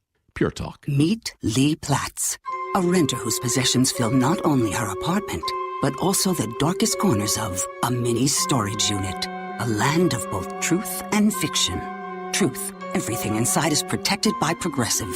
Fiction, one day Lee will fit into her clothes from senior year of high school. Renters, discover coverage for what you love and what you can't get rid of in Progressive's Protection Zone. Get a quote at Progressive.com. Progressive Casualty Insurance Company, affiliates, and third-party insurers. I'm Ed Evans, CEO of Consumer Cellular. You know, the big wireless companies say they have discounts for people over 55. But unless you're willing to sit on hold and ask, you're probably paying more than you should. At Consumer Cellular, there's nothing to hunt down. We're built for people 50 plus with plans starting at just $20. And our 100% US-based customer service actually answers the phone. Call 1-888-FREEDOM or visit consumercellular.com today and get your second month free for a limited time. Taxes, fees, and other third-party charges will apply. See website for additional details. Sammamish, Kent, Olympia, Everett. This is the Big Local on the Jason Rantz Show. Centralia, Lakewood. Stories about you, not about Seattle. Hey, look at that, 4:30 on a weekday afternoon. That means it's time for the Big Local. Brought to you by The Guy Benson Show, heard at weekdays, noon to 3, right here on Seattle Red, 770 AM, online at seattlered.com. This is part of the show where we completely ignore the stories coming out of Seattle, and instead we focus all of our attention on the communities you live in and care about the most. And we start in Pierce County, where according to the Tacoma News Tribune, there's some businesses that are upset. They are upset with the direction that the county and really the state are going. And they saw a spike in annual permitting fees from the health department, and they're saying this is outrageous. And they talk with businesses across Pierce County. They start in Puyallup, for example, with a coffee shop owner. And when you see this story, it becomes more and more obvious that something is deeply broken about how government officials think that they're supposed to manage public order in this state. Or I guess in this case, very specifically in Pierce County. They say officials responded to bad behavior, not by identifying the people responsible and holding them accountable, but by punishing everyone within reach. Here's what happened in just the simplest of terms, according to this article. An incident occurred that officials didn't like. And instead of trying to find who was responsible, they leaned into collective punishment and made everyone who had nothing to do with this incident at all pay a price. Like, that's just in its simplest terms what this story is about. Now, obviously, when we are dealing with the health department and permit fees, you kind of get an idea of what we're talking about. Now, they say the fee collected by Tacoma Pierce County Health Department, which inspects and permits food businesses, including coffee shops, that fee had jumped nearly $300 for a food permit from the $368 that she paid in 2025. So it went up $300, $668 total for this. just for a food permit. Now, this coffee shop owner from Puyallup, she called the health department and she was like, this obviously can't be true. This can't be right. I mean, that's insane. What do you do? Is this a mistake? And the agency was like, I don't know what to tell you. We can't do anything. Nothing we can do about it. You just better pay. And how did this all happen? Well, and this, by the way, is not the only thing that has changed, because they say in this article, prices for everything from school cafeteria permits to inspections of pools and septic tanks also went up. It said, quote, it emerged from a fee study conducted last year. Tacoma-Pierce County Health Department hadn't completed such an analysis in nearly a decade. 3 board members were present when roll was called at the start of the study session. 4 more members joined virtually, and they went over all of this. 6 members discussed the new fee structure all in, and they looked at factors like cost of living, benefit rates, and technology updates. And they said, yeah, it's going to cost everyone across the board. And hey, we've got to ensure fees align with our operational costs. So they went ahead and just jacked it as high as they possibly could. And they would say, not everyone was following the rules. And so, people may be in businesses and they called drive-through coffee stands and brick and mortar coffee shops as low risk. But there are others that are higher risk, and they're just treating all of them the same. So they're not even pointing to anyone who says, they're not even pointing to any individual business that says they're doing something wrong and they're causing all these problems, so we're going to charge them. They're going to be like, rather than do the investigation to see why the costs are going up and why things aren't being followed, we'll just treat everyone the same. Kind of reminds me like Tahoma High School story yesterday, in which we had one kid who used some vulgarity at a basketball game, and the administration was all like, we're going to kick all the students out of this game, out of the stands, because no one would rat on the one student who used vulgarity. It's the kind of collective punishment that just doesn't really make any sense. And looking at some third-party fee study to do this at a time when people are clearly struggling just seems kind of silly to me and wrong. But also, I suffer for something called logic and reason, I guess. We have some breaking news and an exclusive. I just got a hold of a letter, which is why I was probably sounding a little distracted in that last story. Did you know it's really difficult to monologue while also reading a letter at the exact same time? Really? Yeah. But some of us can do it. You wouldn't think it. No, you would actually. Not with me, I think is what you meant, because I'm just so smart and wise. Exactly. So our friend Keith Swank, sheriff of Pierce County, who's going to be on the show tomorrow, he tweeted something or posted on X about a day ago, maybe under a day at least, saying the Pierce County Sheriff's Office will not hire non-citizens. Now, that's not particularly controversial, I don't think. Perhaps, though, in Washington, right, in the deepest of blue states, and if you're a sheriff that the left hates, they definitely will look at this and get triggered. They were triggered because he got a letter from the prosecuting attorney's office, Mary Robnett, and it's a confidential memo. Well, not anymore. Wait, let me just double check. No, yeah, it says confidential memorandum, which means, of course, I'm going to read it. It said, on January 20th, you posted on your X account, and then they tweeted, or they quoted the tweet. And then in bold lettering, and it's underlined, it says, please retract and correct your statement. Okay, then it goes on to regular text in this memo.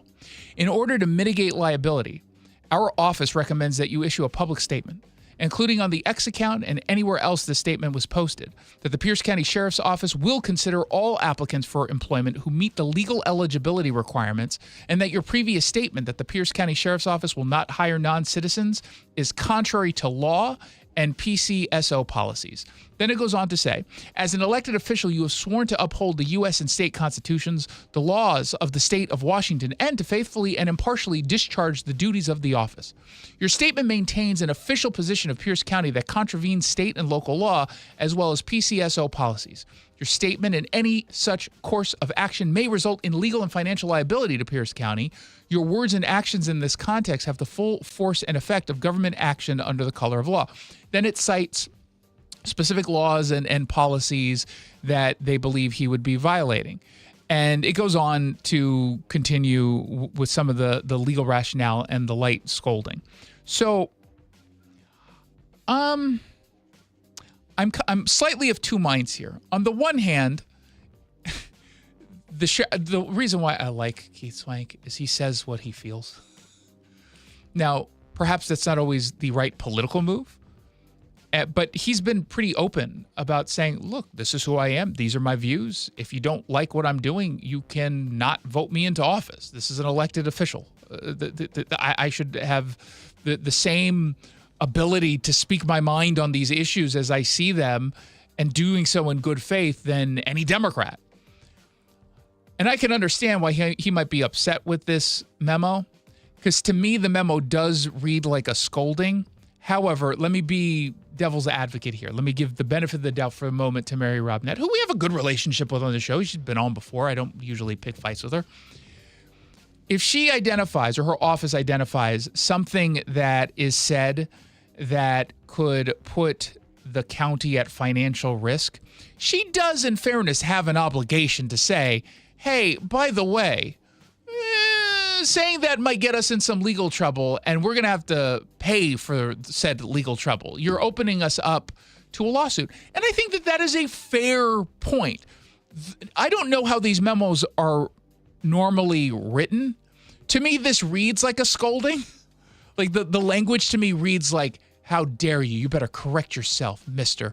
Like, I don't like the tone. But for all I know, that's the tone of these kinds of memos. I honestly, I have no idea. But her bigger picture point of, hey, even if your argument is the right one or the just one for you politically and for the community of your constituents, you might know ixnay on the posting there. It's going to get us in some legal trouble. And that part alone, if there was no actual scolding intent here, I will say I understand that. And if it does, in fact, open him up to any kind of a legal consequence, he should just not hire non-citizens, but just not put that down. Like, I understand why in law enforcement you're saying, yeah, I'm not going to hire someone who's not a citizen in this country. There are obvious complications when it comes to having a firearm and making an arrest. Like, we can't just, like, his point I think is valid. But I think the perspective from Robinette is probably also valid, that you probably shouldn't just put this in writing because you're just going to open us up and yourself up to a lawsuit. And because of the way you use your X account as an official, sheriff's account, you're now you're making all of us liable to that. So there is, in fairness to Robinette, a point there. I just think it could have been handled a little bit better. That said, I love that he's tweeting what he thinks. Because all too often we have people, politicians and activists and others, who will tweet what they want you to think they think because they believe it's going to earn them some extra points.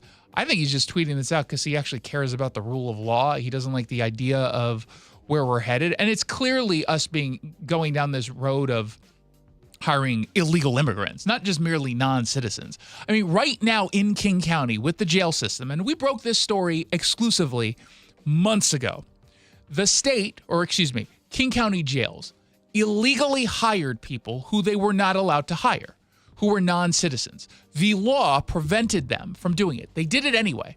And instead of correcting the issue, which they said, oh no, it was just an error, they're now they filed a lawsuit, and they're trying to change the law so that they can retroactively get cover for what it is they did. And I'd love to know if the King County Prosecuting Attorney's Office maybe sent a note to King County jails to say, you're putting us at legal risk here. Oh, no, they didn't, because they're the ones who are suing. So how does that work? So in King County, they're all like, you are knowingly breaking the law, and we're going to defend you for knowingly breaking the law. Like, you're actively saying you're breaking the law, and we're going to defend you. Pierce County are like, we don't like your tweet. What's going on there? Is it maybe because it's liberals covering for liberals and liberals attacking conservatives? Maybe that's maybe could be, yeah. What's going on here? I mean, come on. I hope he fights this. I don't know how the sheriff will respond to this. Maybe he'll send another tweet. He can do what I do every once in a while because I don't like to send the same tweet multiple times. I'll hit retweet of my own tweet for people who didn't see it. Maybe he'll do that. Maybe I should tweet that or retweet it because I'm not hiring deputies with Pierce County Sheriff's Office. I can't.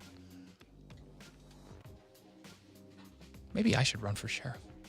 You want to see all the laws that the Democrats try to pass to prevent people from taking on sheriff's positions the second I announce my candidacy? You're not even a cop. Well, Patty Cole Tyndall wasn't a cop either, really. Not really. He's a pencil pusher.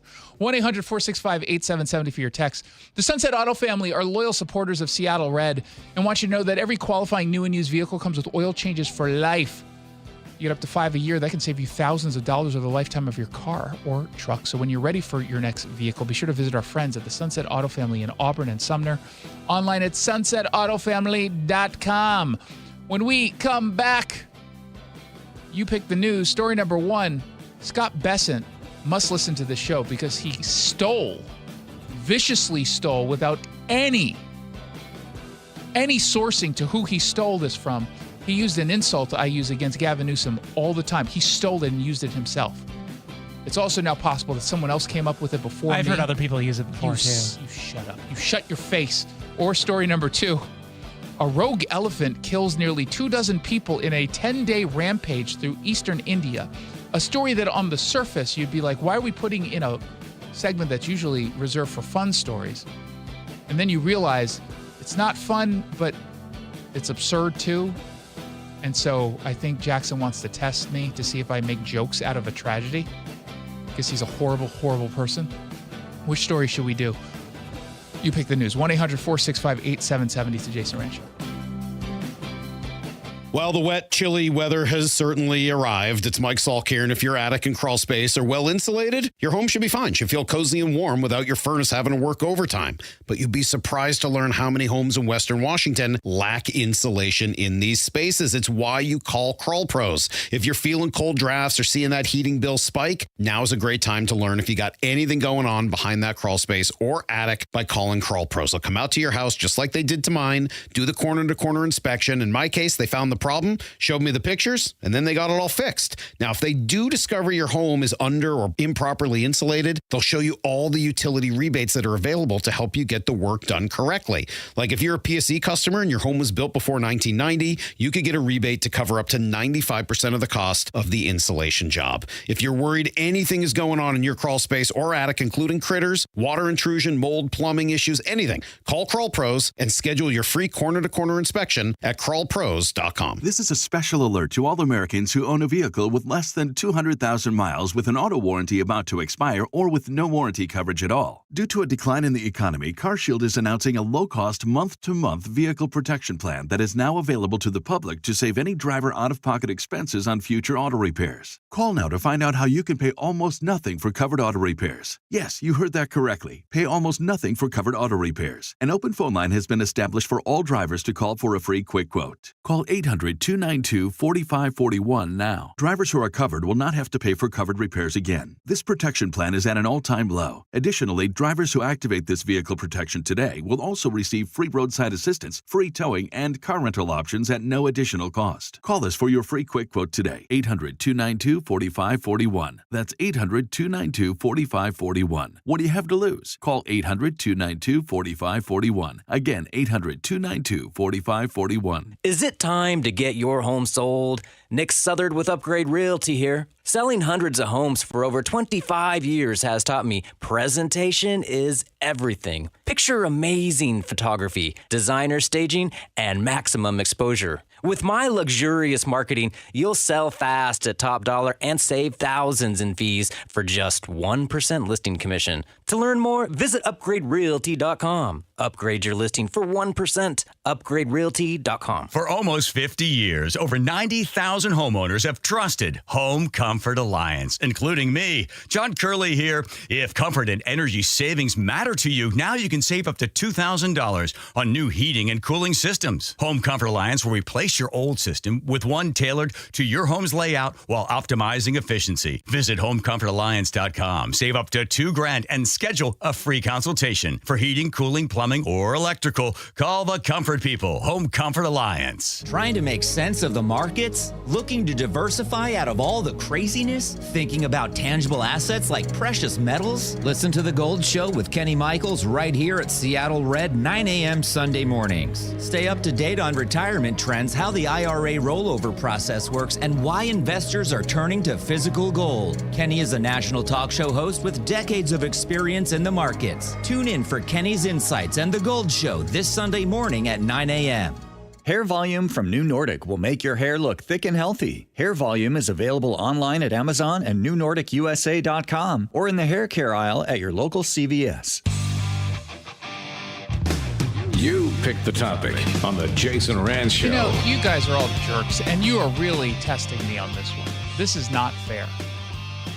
This is not fair. And you know what? I have myself to blame because I didn't review the stories that Jackson chose for this segment, and he's trying to get me in trouble. I'm not going to have a laugh on this story, even though it does sound like a really bad horror film that becomes like a dark comedy. It kind of reminds me of, I can't remember the name of it. It was the unicorn movie with Ant-Man.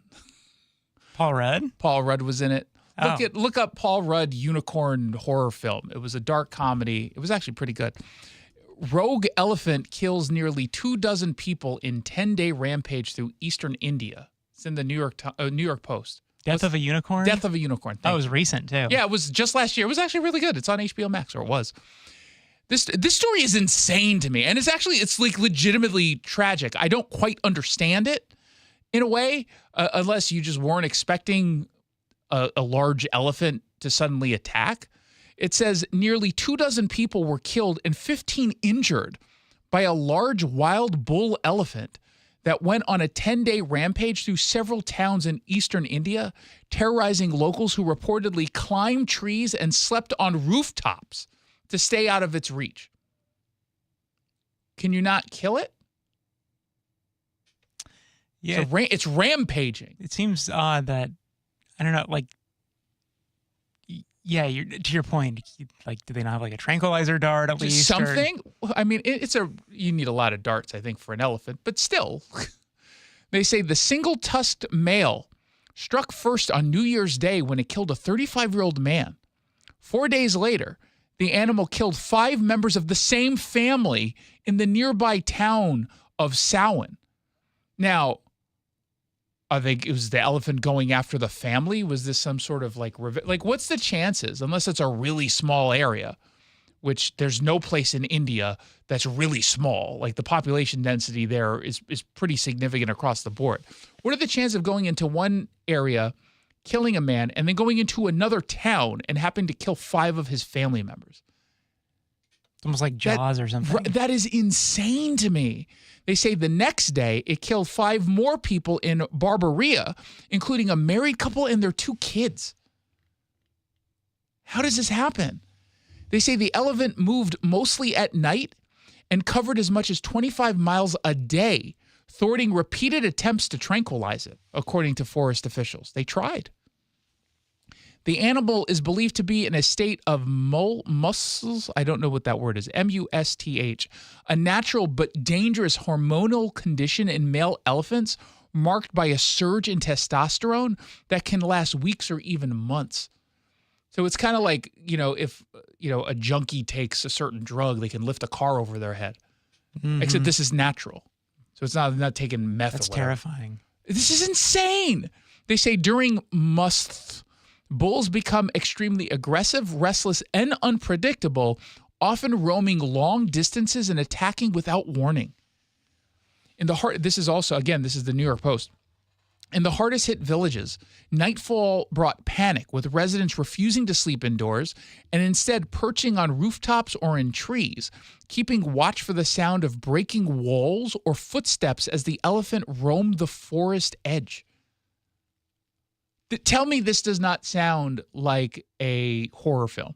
Yeah, it really does. There's a movie that's out now with a killer monkey, primate. That's what it's called. It was like some zoo monkey that they trained, and it's adorable, and then it starts killing everyone. That's what this sounds like. They say more than 300 forest and wildlife personnel have been deployed in a massive search operation involving tracking teams, tranquilizer units, and drones. man, just get a bazooka. Sorry, I don't want to kill the animal. And is there a religious component to not killing the animal? I don't know. Okay. Local authorities say the elephant has yet to be captured as it continues to evade teams by moving swiftly through dense forests and slipping across remote villages under the cover of darkness. Now, is it doing that intentionally? Now, this story just came out yesterday, but they say that it happened across 10 days, but they didn't capture it. So it must have stopped after the 10 days, at least killing people. Now they're just concerned that it's going to pop up.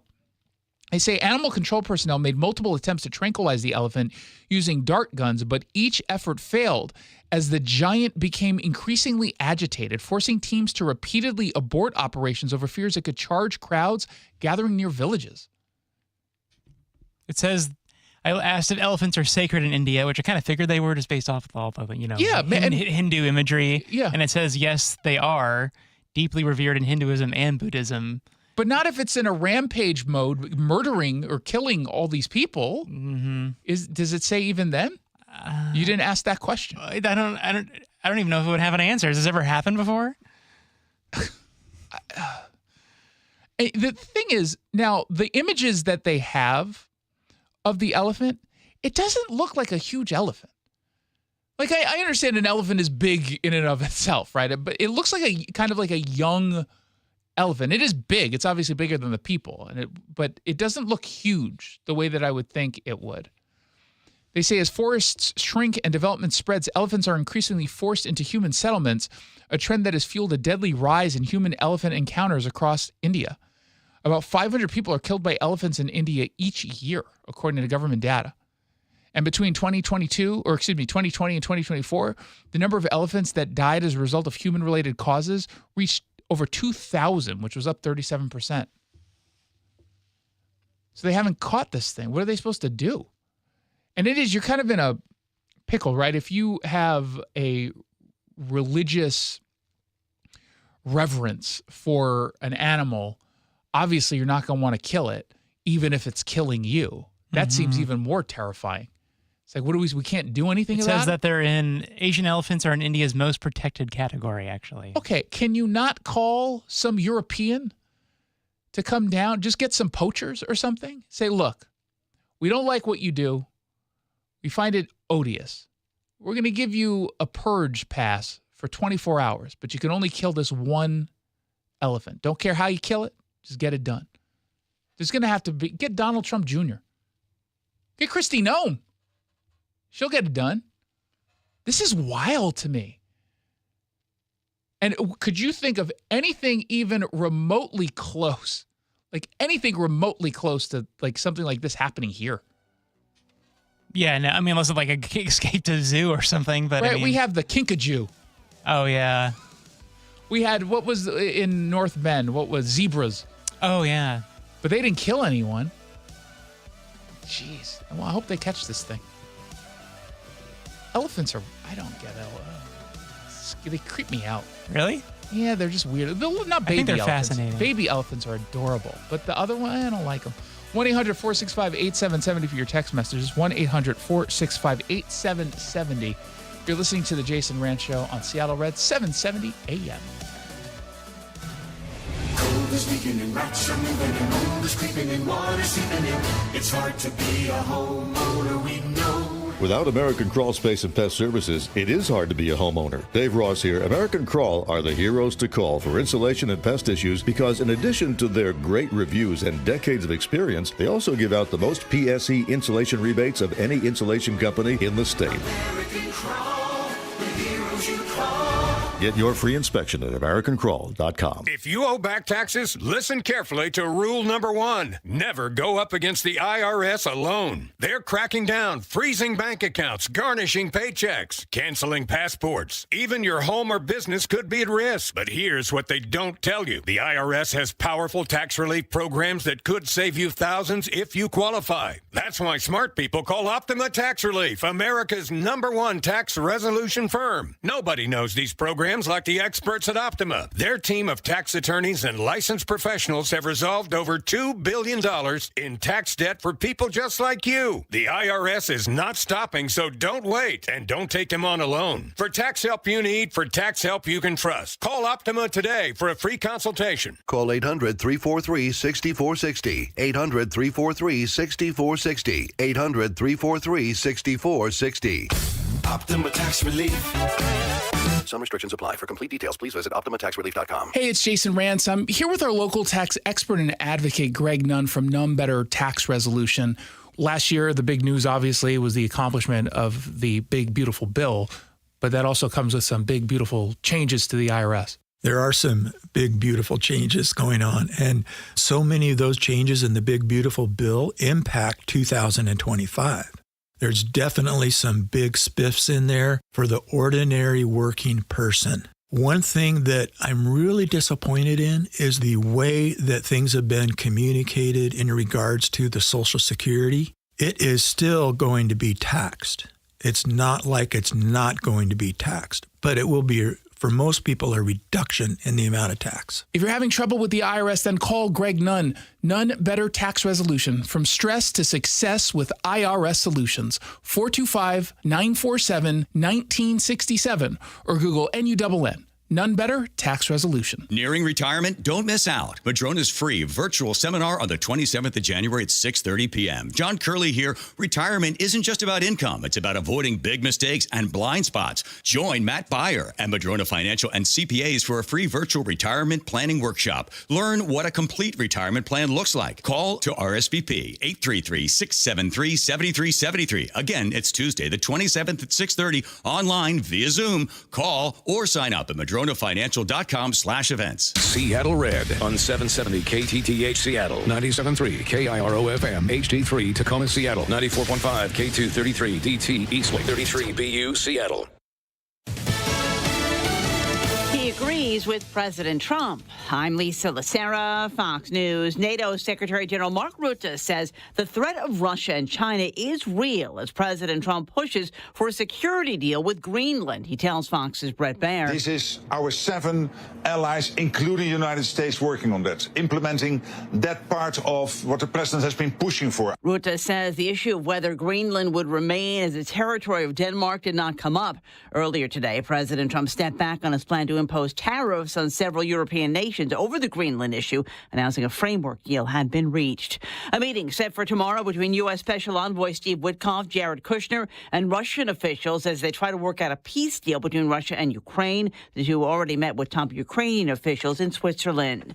A federal appeals court puts a pause on a lower court order that restrained immigration agents' use of force against protesters in Minnesota. The 8th U.S. Circuit Court of Appeals pausing a federal judge's ruling that favored anti-ICE protesters who sued the Trump administration. The order restricted ICE agents from deploying certain use of force tactics, including pepper spraying and arresting peaceful protesters. During Operation Metro Surge, the Justice Department sought an emergency appeal, though the Department of Homeland Security has also said that the federal judge's pause on use of force changes nothing, since ICE agents do not arrest or pepper spray peaceful protesters. Fox's Jeff Manasso, the former superintendent of Des Moines, Iowa's public schools, is expected to plead guilty tomorrow in federal court to charges he falsely claimed to be a U.S. citizen and illegally possessed firearms.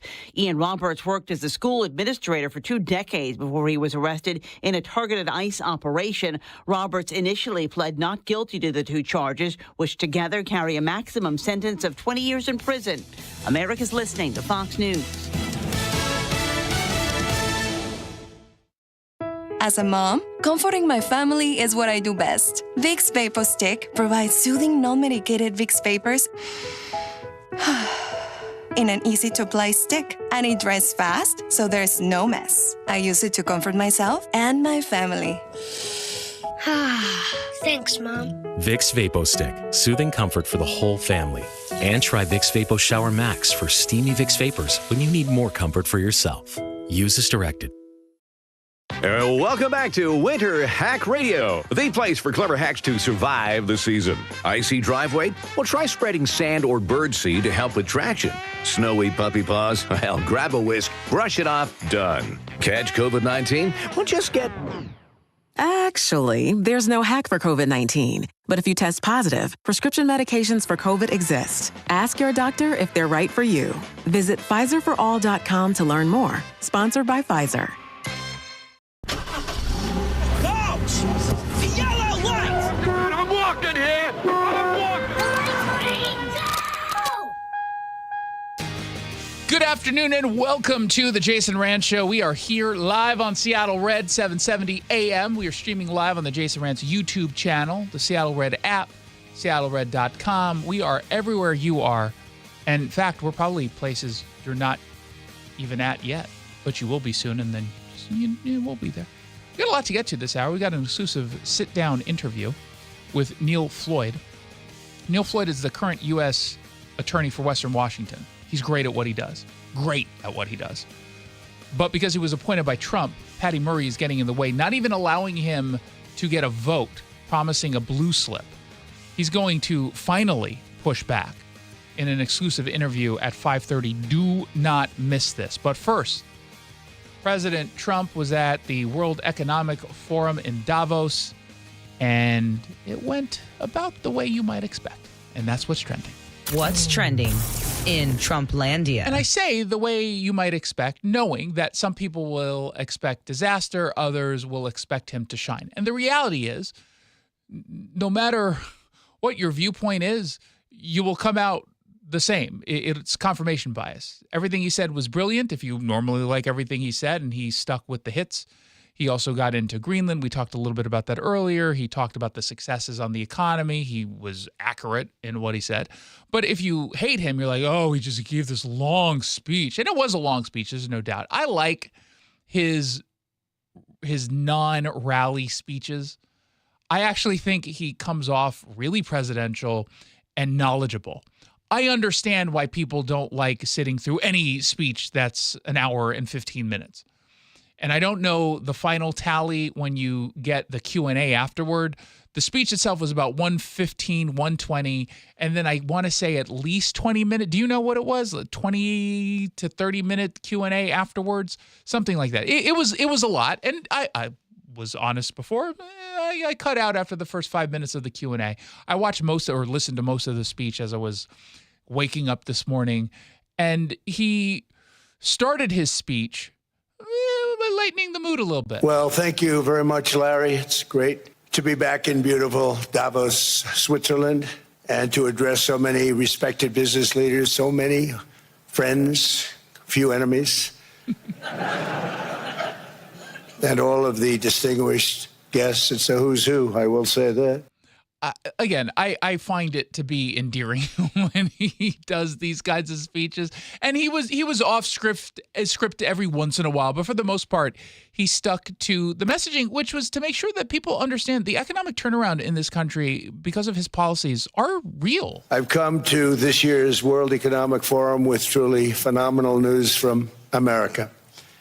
Yesterday marked the 1-year anniversary of my inauguration, and today, after 12 months back in the White House, our economy is booming, growth is exploding, productivity is surging, investment is soaring, incomes are rising, inflation has been defeated, our previously open and dangerous border is closed and virtually impenetrable, and the United States is in the midst of the fastest and most dramatic economic turnaround in our country's history.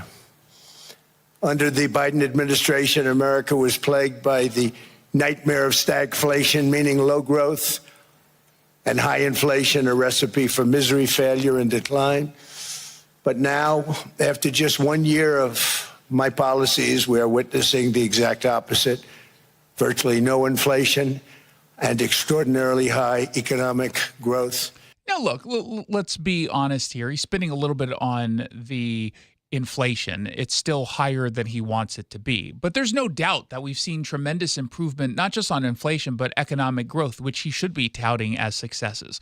And I can understand why he leans in a little bit to the hyperbole on inflation, because he's not getting any credit for what he's done so far. In fact, we were told by Democrats, left-wing media outlets, as well as the lawmakers coming out and saying the tariffs will destroy our economy. Our economy grew at a faster pace than left-wing economists claimed. Is that not good news? Is that not good news? When you look at the unemployment ticking down, more people actually looking for work. Job growth has been a little bit of a struggle in the last few months. There's no doubt about that. Some of that, I think, was, in fact, because of the hysterics around the tariff coverage from the left. But we're going into this year,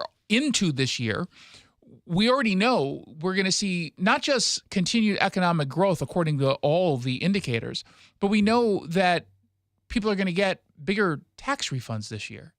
We know that as a matter of fact because of the big, beautiful bill, which people will credit Donald Trump for.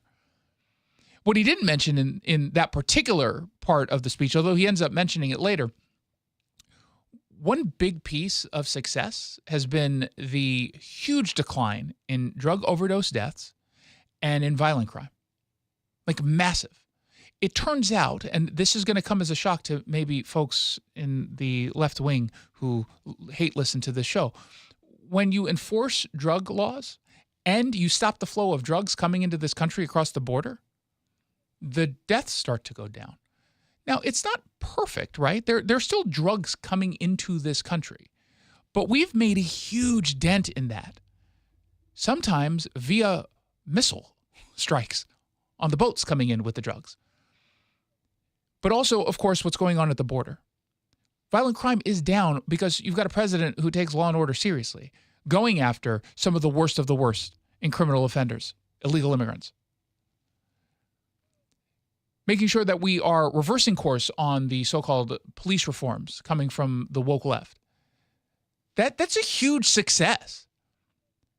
And I'm glad he's touting it. And whenever do we know his State of the Union address or the date of this yet? I know it's always kind of up in the air, but that's what's going to happen too. He's going to mirror a lot of these remarks. And, you know, in Davos, speaking to not just business leaders and the business community, but global leaders, he had a simple message as he's making the announcement on Greenland, which we're not going to rehash, but last hour, as we told you, the Danish agreed to a framework to be set up for discussions around Greenland. And the president said, yeah, I'm not going to invade you guys militarily. That's not on the table. We're not going to do that. But I'm clear as to what I want. He's been invited, by the way, by Speaker Johnson to speak on Tuesday, February 24th. February 24th. That's a little bit earlier than the last speech, although you can't. The first is not a State of the Union; it's just an address to Congress. Joint address, yeah. But you know, we now hear he's not going to impose the tariffs on Greenland, and he's obviously not going to militarily invade. And the Danish said, "Okay, well, we're going to have some conversations about this. We'll agree to framework for conversations." I don't know what's going to end up happening, but it's not just, as I said, about owning Greenland, which strategically, from a national security standpoint, is the smart move. Politically, a little bit different. I don't think it's smart politically because most people don't understand the issue. And that includes, you know, most of the talking heads on TV who all of a sudden are weighing in on Greenland. You know, the last time I thought about Greenland, literally never. That was the last time, never. Until this happened, then I started to do some research and, you know, I'm certainly aware of the Arctic area and some of the geopolitical national security issues there, but no one's talking about Greenland. I always notice it when I look at a map or a globe because you're like, wow, that's really big. And even then I'm like, I just skip over because I know I'm not going there, so I don't really pay that close attention. But the reality is most people don't really follow this issue, so it's hard for him to win politically. But it's not just about Greenland. It's about getting Europe to step up. It's about getting Europe to get its act together, not even just on that, but just more generally. This afternoon, I want to discuss how we have achieved this economic miracle, how we intend to raise living standards for our citizens to levels never seen before, and perhaps how you two and the places where you come from can do much better by following what we're doing, because certain places in Europe are not even recognizable, frankly, anymore. They're not recognizable. And we can argue about it, but there's no argument. Friends come back from different places. I don't want to insult anybody. Paris. And say, I don't recognize it. And that's not in a positive way. That's in a very negative way. And I love Europe, and I want to see Europe go good. But it's not heading in the right direction. It's not wrong. And a lot of the unrest that we've seen over the course of the last few years, particularly in France and Germany, I mean, they're experiencing recently what the UK experienced before Brexit, that led to Brexit. It is fueled by immigration concerns, and in some cases fueled by their version of woke garbage. But he's absolutely right. I mean, when you look at crime, cost of living, those kinds of issues, energy prices, like Europe is suffering. They are. They can pretend otherwise. And, you know, speaking of like energy and woke nonsense, Trump goes after Europe for their embrace of so-called green energy. Because of my landslide election victory, the United States avoided the catastrophic energy collapse which befell every European nation that pursued the Green New Scam, perhaps the greatest hoax in history. The Green New Scam, windmills all over the place, destroy your land, destroy your land. Every time that goes around, you lose $1,000. You're supposed to make money with energy, not lose money. Good point. Now, despite this, and again, I don't know how much of the speech you watched. It was not even remotely concerning or controversial to me. He had fun with them calling him daddy. Yeah. That was kind of funny. But it wasn't a controversial speech. Even on the issues that might be controversial, the speech itself wasn't. And yet you've got Whoopi Goldberg, who, in fairness, didn't watch the speech. She would never watch a speech, but she's out on The View saying, we gotta remove him from office. He's mentally unstable. We need another steady Joe Biden in our, or maybe I can't use him anymore. 25th Amendment is time. Oh, again, if they didn't say this for 8 years, they said it the entirety of his first 4 years. Then they claimed he was crazy while defending Joe Biden and claiming, no, all of the concerning videos, those are deep fakes and cheap fakes. He wasn't confused during a European photo op where he just started to wander off to the side of the photo and had to be dragged back. He didn't do that weird. What was the event where he tried to sit down and it looked like he was pooping? It was a military. It was like a veteran. What it was? I think it was in France. Like I remember the one where he was handshaking a ghost. Right? Well, in fairness, he did that a lot. Yeah, he did that a lot. He confused his wife for his sister. I mean, he was a mess. And of course, Whoopi Goldberg didn't say a thing. She defended him. But now it's time. It's time. To that point, Whoopi, you would be in a lot of company. You believe at this point that the president of the United States may not have his full faculties? I felt that before now. Well, not when you were friendly with him before he was a politician. Then you loved him and thought he was very charming. Yeah, but the cherry on the cake was yesterday. Well, no, there's been a lot of cherries on the cake. There have been several cherries on a cake. Isn't it on ice cream? Yeah, cherry on top, yeah. But who says cake? Yeah, I've never heard that before. It's like a sundae. Mm-hmm. Cherries on this cake. And by the way, who puts cherries on cakes? It's usually pie if you're going to go. I know you can have cherries on cake, not to get too in the weeds, but why do I get bothered by these small things? It's just, I'm so easily distracted. Mm-hmm. Are enormous. Yeah. There are it's so a many. Tree. There are the lines now it's a in tree? The sand. Yeah. I mean, now they're at a beach. It looks like a stamp. There's so many lines in the sand. What? I didn't get that either. Is that like some old reference? It looked like a stamp because there were lines in the sand? What the hell does that mean? I have no idea. They've lost me with all these metaphors. Like I I tracked, even though it was incorrectly used, the cherry references. The tree part I didn't quite, but I tracked it to that point. What is she talking about? The sand. Yeah. I mean, it looks like a stamp. There's so many lines in the sand. Does a stamp look like lines in sand? We should use the 25th Amendment on Whoopi. I feel like sometimes when I hear someone deliver a statement like that, I get the impression that they know something I don't. And I'm just missing a reference, and it's FOMO, fear of missing out. If you understood her reference, can you just send me a text message? Because I'm going to go nuts trying to figure this out. 1-800-465-8770. 1-800-465-8770. I fully acknowledge maybe I'm missing a regular saying. Right? It's possible. I'm only 29 years old for 14 years. I'm not nearly as old as she is. I think she's in her 60s, maybe even 70s. It would be really sad if she was 33 and just, oh my God. I've never She's 70. 70. I've never heard that phrase before. It looks like a stamp. Okay. In fairness, I don't go to the beach all that often. I don't particularly like sand, so maybe I'm missing something. Okay, here's 253.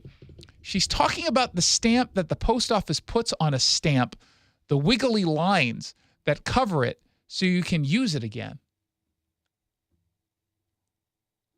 I don't understand that. When's the last time Whoopi Goldberg went to the post office? Right? I will defend her on that. When was the last time you went to the post office? Well, yeah, a long time, but I don't go around making stamp analogies. Fair enough. That's a fair point. But I have, even the wiggly lines that I'm thinking of in my head, they're not that many. Weren't there only like 3? Another one from the 425. Back in the day, they used to stamp lines across an actual stamp so you could not pull it off and reuse it. But that was like 3 lines, wasn't it? How is that her top of mind reference? Although another text from the 253 said, no, it's so you can't use a stamp again. Okay. Maybe they all, okay. Stop sticking up for Whoopi. Yeah, what are you doing? How dare you? It's a terrible metaphor. And why is the 253 getting all involved? We got so many texts from the 253. Here's another one. A postmark stamp. Oh, shut up. I'm not supposed to defend her and throw me under the bus, jerks. You know, I demand more loyalty from this audience. They turn on you in a heart. Another 253 has wavy lines. They turn on you in a heart. They should have said, that's a just question, my liege. Yeah, and not make any eye contact with me and say, sir, I appreciate the opportunity to text you directly. I'm not deserving of this honor, but I'm going to, out of an abundance of respect for you because you asked. Everything you just said is perfectly legitimate and she's an idiot. Sincerely, the 253. Seriously, why is everyone texting from the 253? I think it's a reference to the printed stamp after it's posted. How do you know that? How is that just top of mind? Is this this has to be a generational thing. Yeah. Oh my God. 206. Icing on the cake, cherry on top. No, well, yes, cherry on top, but not of a cake. Yeah, cherry on top. I got what she was trying to say. Yeah, I got that one right. I understood what she just messed it up. Yeah, she combined 2, which I think was the 206's point. Icing on the cake, cherry on top. Those are 2 separate sayings. 360. She meant a stamp. Another one says, "Not sticking up for Whoopi. You're just a child. You son of a. How dare you? How dare you? Just push the button. I'm disgusted." What's trending? Education. So Washington State public schools are seeing declining enrollment. And we already know why. We've covered this multiple times over the course of the last few years. During COVID, you had schools and in particular teachers' unions showing their true colors. They're not really about protecting your kids or serving your kids. Beyond that, the radical left took over education and they have instituted so many woke policies. They decided to focus more on politics and ideology than teaching your kids. And as a result, students were pulled from these schools, sometimes districts entirely, and they moved to a different school district, or they just went into private school or into, homeschooling. Now, the homeschooling numbers, while they went up, they're not a huge number in Washington State, but a lot of kids clearly and obviously left public schools. And this was not just happening in Seattle. We saw it in Yakima, Mercer Island, Bellevue. We saw it, I believe, in Bethel and North Thurston. Like, this was all across the board. There was this huge rejection of left-wing control of our schools. And so there's an article in the Seattle Times about what they're supposed to do or what they're going to do now to either attract new students or retain the current ones. And they essentially say they're doing this or trying to do it by, quote, boosting access to specialized programming and opening their doors to students who wouldn't traditionally attend.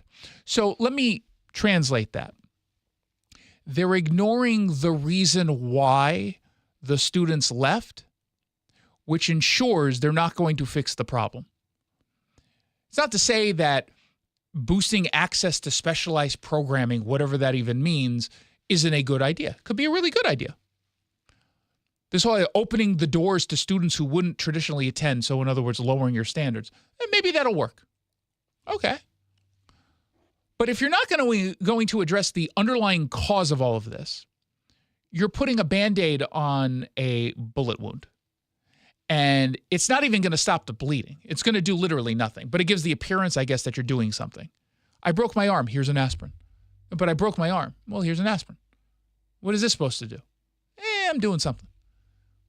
So these people are clearly not yet serious to acknowledge the problem, because acknowledging the problem would mean that they're going to take blame, and they don't want to take blame, and it means they're going to have to turn on their own ideological positions. And then reverse course. They're not going to do either of those things. And so I don't even know why the Seattle Times takes this move seriously, other than, left-wing outlets support the Education Lab, which is the department in which they did this story. They say the Seattle Foundation serves as the fiscal sponsor for the Educational Lab, which is supported by grants from the Bill and Melinda Gates Foundation and the Ballmer Group. Yeah, okay, I'm sure you're going to get really top-notch journalism out of the Education Lab at the Seattle Times. Wasn't the Bill and Melinda Gates Foundation behind, at least in part, the whole math is racist nonsense? I remember covering that story like 5 years ago. 1-800-465-8770 if you want to send me a text. The average used vehicle financing rate is 11.87%, which is insane. So the Sunset Auto family is offering less than half the average rate with no payments for 90 days on all qualifying vehicles 2015 and newer. You just get more at Sunset, and people do like that. When we come back, Patty Murray is getting in the way of democracy.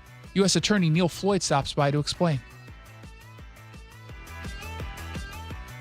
Feeling the chill this winter? Lake Atitlan Insulation helps Puget Sound homeowners stay warmer, lower energy bills, and enjoy lasting comfort every day. With expert insulation, you'll lock in heat and stop wasting money. And right now, generous Puget Sound energy rebates make upgrades more affordable than ever. So don't spend another cold season overpaying. Local, trusted, efficient. Schedule your free estimate today at lakeatitlaninsulation.com or call 206-660-4624. Lake Atitlan Insulation, where warmth meets wisdom. Thanks for calling CM Heating. Aren't you the company that gives away free furnaces? That's us. Buy a qualifying high-efficiency cooling system and the furnace is free. Wow. Yeah, and our home comfort advisors are tax credit and rebate specialists, so they'll handle the rebate for you. Go to CM Heating for better comfort, lower bills, and a free furnace you'll love for years. Get your free estimate for furnace replacement at cmheating.com. And remember, for furnaces, fireplaces, hot water, and total home comfort, including electrical, There's no beating CM Heating. Jason Rantz here with some amazing news. There are some people who, unfortunately, are falling victim to some corporate loophole that is allowing warranty providers to reject the coverage of your vehicle, your car or truck.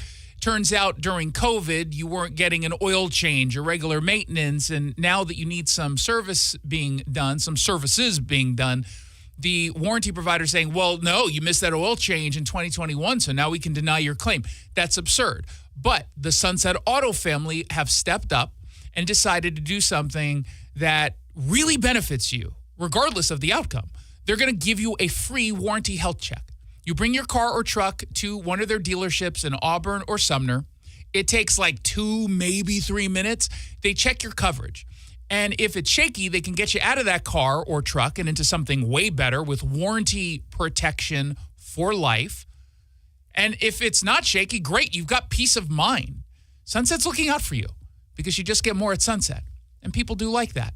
When you're ready to buy your next car or truck, be sure to visit the Sunset Auto Family in Auburn and Sumner online at sunsetautofamily.com.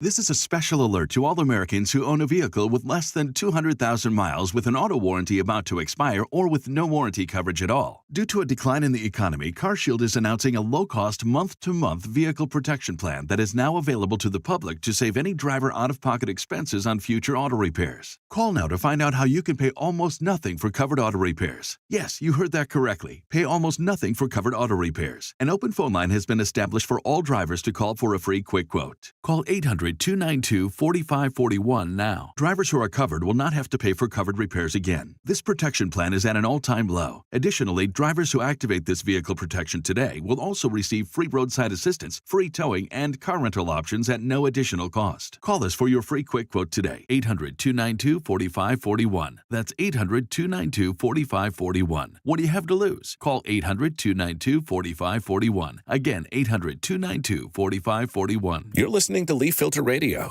and the guru of gutter protection himself, Chris Coonahan, is here to take your most pressing leaf-related questions. Hey, everybody, Chris here. I understand we have Ron on the line. Ron, where are you calling from?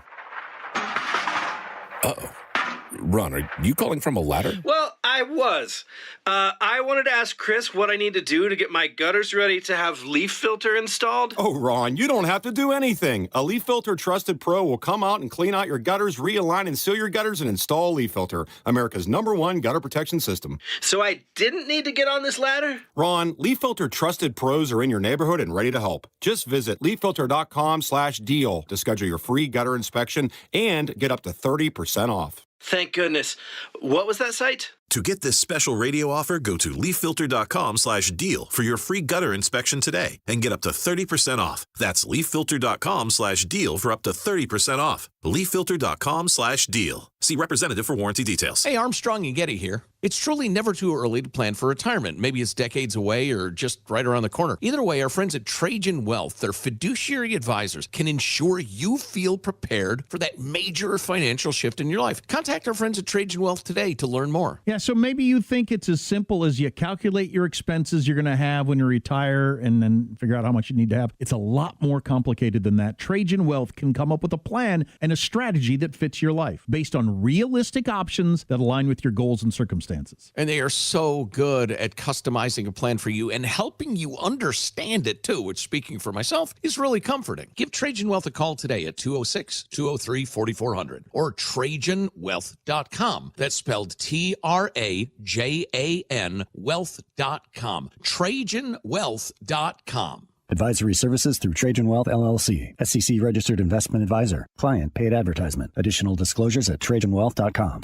The Jason Rantz Show. All right, let's break it down with Seattle radio host and author Jason Rantz. Jason, if I didn't know you, my first question would be, do you make these stories up? No, they accepted this proposal. I guess it's a measure of how much they really don't like Trump, isn't it? Long form. Senator Patty Murray, the Democrat from here in Washington state, looks to be getting in the way of yet another U.S. attorney here in the state of Washington. First, she went after Pete Serrano in the Eastern District. He has since been appointed as the special attorney, and now she's going after Western Washington's U.S. Attorney Neil Floyd, who joins me in studio. Welcome to the show. Thank you. Thank you very much for having me, Jason. Obviously, this is not the spot you want it to be in. Your appointment ends, I believe, on February 2nd.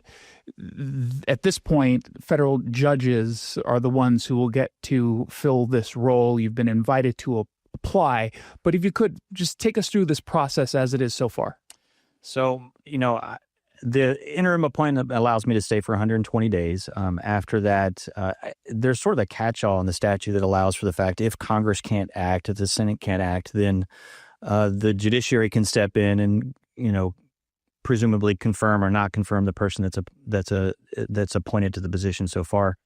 So at that point, if the judges don't act, I will lose the title of U.S. Attorney. I tend to stay on as similar to Pete as a special attorney for the Attorney General and first assistant U.S. Attorney. Whatever they designate, it's just the title's going to change, but I'll still be in charge of the office. And then we'll wait and see what the judges do. Well, they can do a few things here, right? Or at least they can do two things. They can appoint you or someone to this position, or they can choose not to act. Now, they've obviously suggested that they will be acting in some way, but if they wanted you, is there a question as to whether or not you can even apply for this role? Well, before we got to this point, I want to make it clear that I opened it up and I offered to meet with any of the judges for them to get to know me, for them to have an opportunity to answer any questions, raise any concerns, with the expectation that ultimately they would make a decision about whether or not I'd be allowed to stay. For whatever reason, they've chosen to take this route and open it up for other applicants. I want to be considered for the position. Obviously, I'm in the position. My primary goal throughout this whole thing has been to maintain stability and continuity for the office. The office is what's important to me. And every time you switch U.S. attorney or you bring this into a litigation standpoint, it just provides uncertainty for the people that work for me. And I really hate to see that happen. Also, there's a question of whether or not the administration would accept the person that they ultimately select. That could cause additional litigation. And that just puts a larger burden on my office, my staff, and for the judges themselves, because then they would have to be dealing with that. So whether or not the administration is going to allow me to apply formally, that may be contrary to the position they've taken in other litigation. But in any regard, I still remain open for anyone that wants to talk to me about the possibility of staying, and the judges can pick whoever they want, presumably. And the litigation that you're referring to, at least some of the litigations happening right now in California around a similar issue, different than what happened in New Jersey with Alina Habba, who ended up stepping down. So that's not necessarily moot, but as far as this conversation is concerned, it's as far as different. I know. Here and one and I haven't really studied. In Delaware. In Delaware, there was another one where they opened it up for applicants and that person ended up stepping aside. I actually don't know how that was resolved because my focus has been on the office, trying to run the office. How I stay here, the what happens in D.C. is what happens in D.C. I was hoping that, here in the Western District of Washington, we could avoid all that, but we haven't. So going forward, I will keep doing the job, keep supporting people in the office, keep making myself available. And if they want to consider me, I'll meet with anyone, collectively, individually, whatever. This felt, at least to me, like it kind of came out of nowhere from Patty Murray. Did it feel that way to you? Did you have any reason to believe that she was going to do to you what she did to Pete Serrano?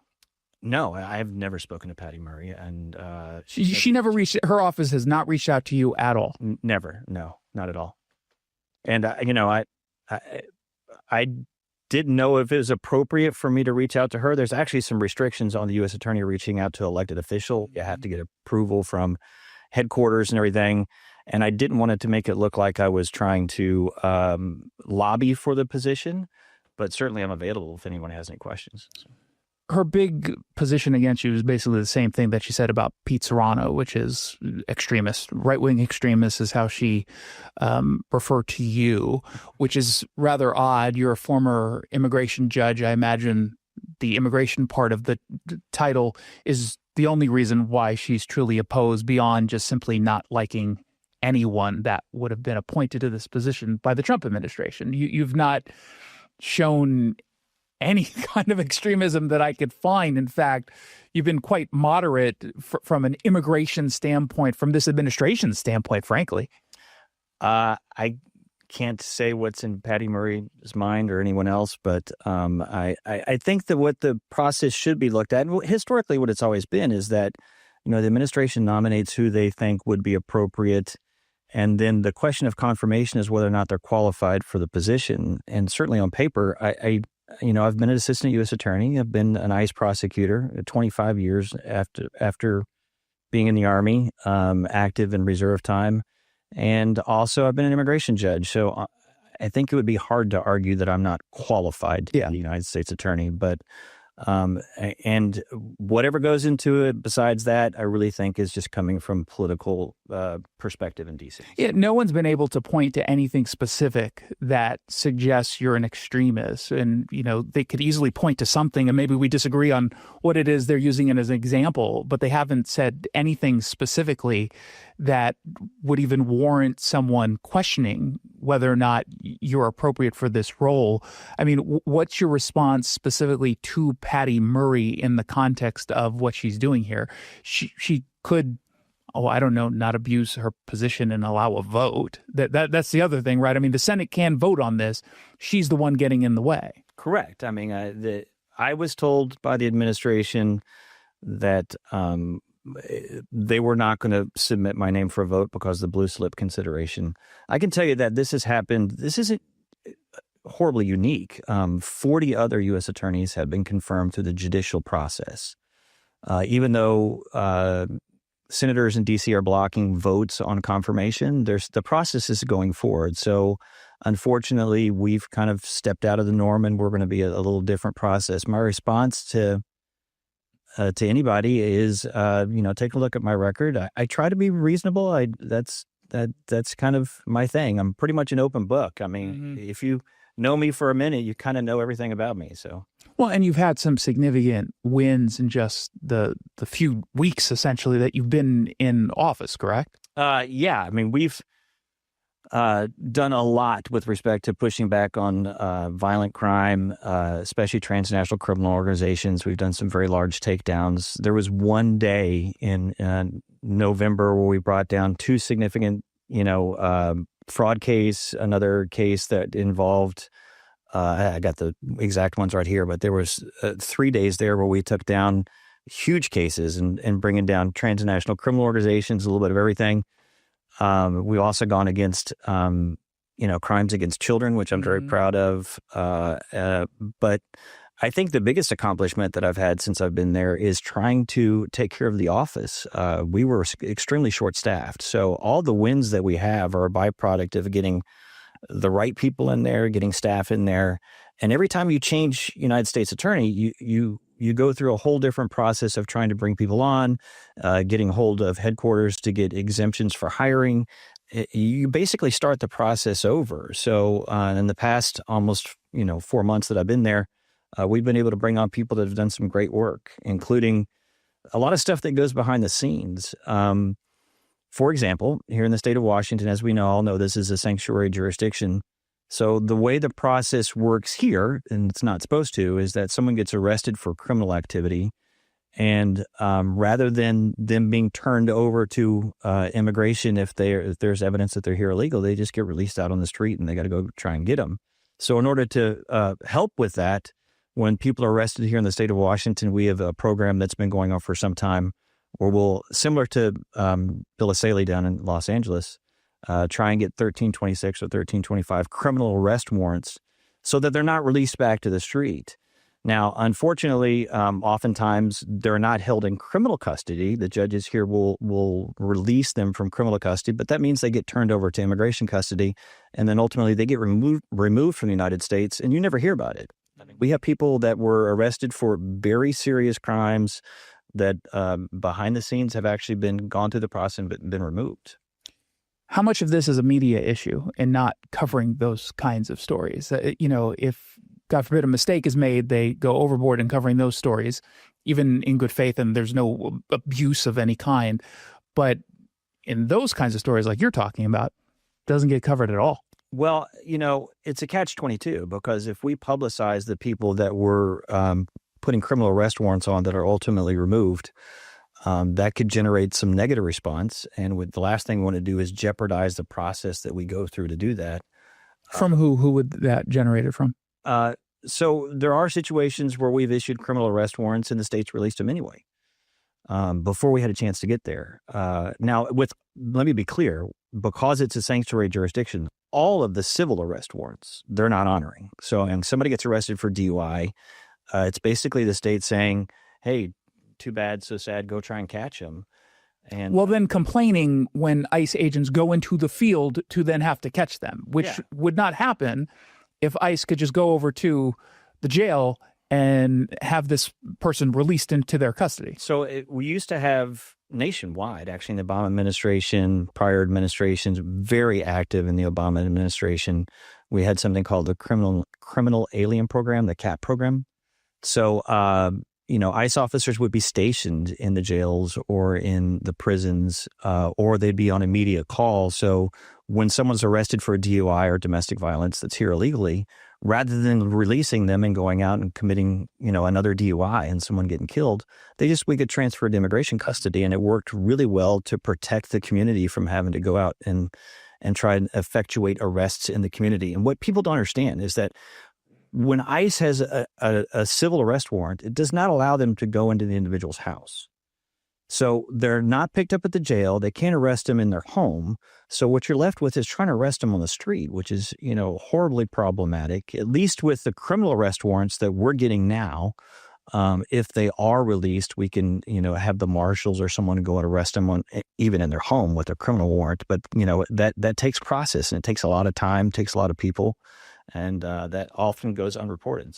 How political, in your view, is all of this? It seems to me that there's a willful unwillingness or inability to treat differently the groups of folks that you're talking about, criminal illegal immigrants, not just in this country illegally, but committing crimes while here, and everybody else who's putting their head down, trying to contribute to their community, to their state. They're paying some taxes, obviously not all, but for some reason, there are some Democrats, many of them, unfortunately, who make no distinction between the two groups. And it's evident in just how they talk about it. So one of the frustrating things watching the media on this is that one person will come on and say, usually it's Tricia McLaughlin for DHS will say 70% of the people, 72% of the people have either been charged with a crime or convicted of a crime at the time that they're removed from the United States. And not convicted or charged, not just necessarily in the United States. It could be from their home countries. Those are just in the United States. And then the outside of the jurisdiction is even higher. But meanwhile, someone else will come on and say only 25-30% of the people here have any criminal history, and they seem to be completely at odds with each other. But you have to pay attention to what they're saying, because the left will define it as having been convicted of a crime. Well, what that means is that someone that's charged with raping a child, are we going to wait for the trial for them to get convicted, especially if that person is going to be released back into the community because of the Bail Reform Act or no cash bail or whatever? They get released into the community. Why would we wait for them to be convicted or commit another crime? So that's why DHS uses the numbers they do, because if you are here illegally or as a guest and you have been arrested and charged with a crime, that means there's at least probable cause. Here's another little fact. In immigration court, you don't have to show beyond a reasonable doubt that they've committed a crime. It's enough to show by a preponderance of the evidence. So as an immigration judge, if I saw that there was a probable cause arrest and I'm looking at the evidence, I say, yep, it's more likely than not that he committed the crime. That's the standard. And you could remove people based on that. So they're trying to take all across the board. They're trying to take like criminal justice rules and superimpose it on an immigration system that's designed for people that are removable just because they're here. The rest of it's gravy. Well, and this was the issue around Kilmar Rego Garcia, right? I mean, he wasn't, you put him through the courts. Well, he's an illegal immigrant. So again, the rules are a little bit different. Now, folks aren't completely on their own as far as legal protections, obviously. But, the folks on the left will say the 70% number that you cited is cited by DHS.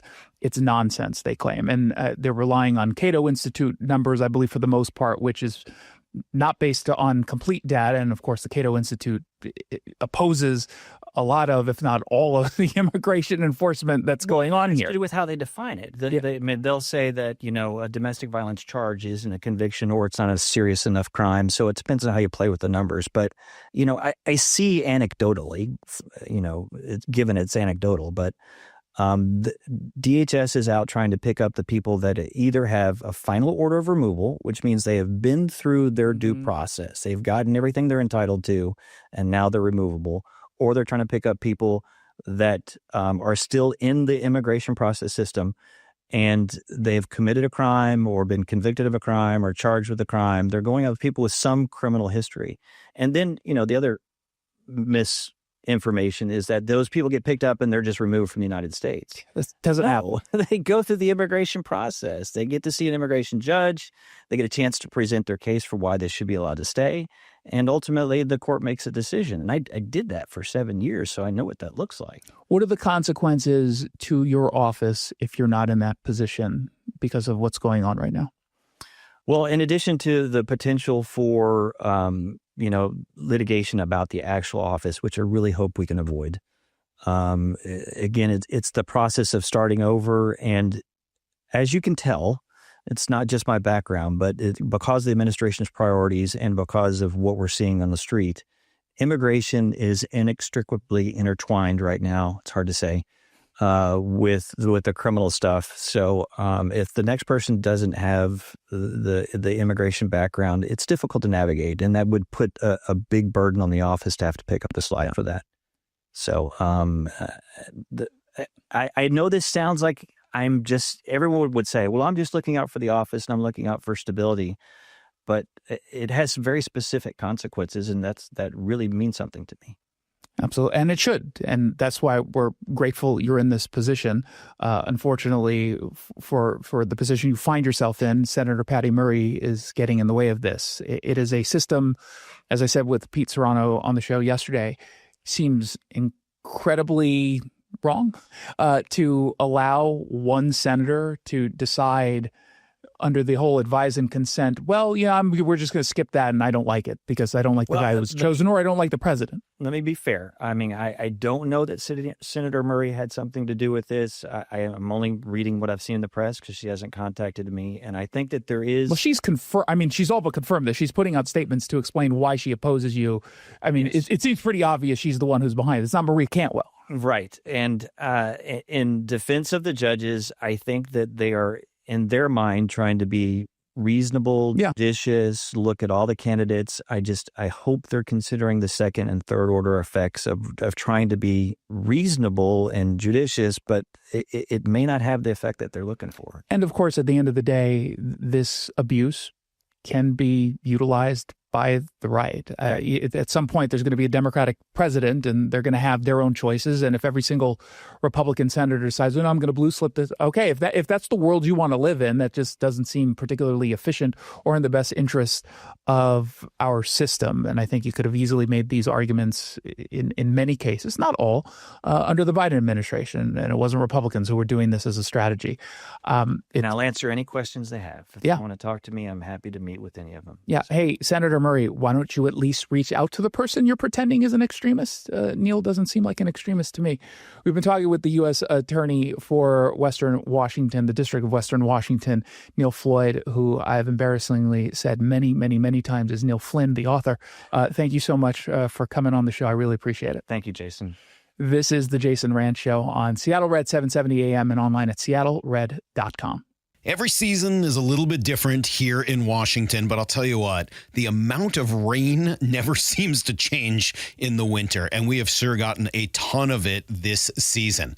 All that rain, all that water, it's all got to go somewhere. And if it makes its way into your crawl space, that's when it can create all sorts of problems, including real structural damage, which could really affect your home. But more importantly, for the health of your family, the water in that crawl space could create toxic mold, and that has serious health repercussions. Thankfully, we have Crawl Pros. They can come in and keep your crawl space dry, install a sump pump and drainage, and reroute that water back out and away from your home. They'll also take care of any mold that may have been created. Don't take the risk. It's too important. The best way to learn if you have any water is to ask Crawl Pros to visit your home and inspect your crawl space for free.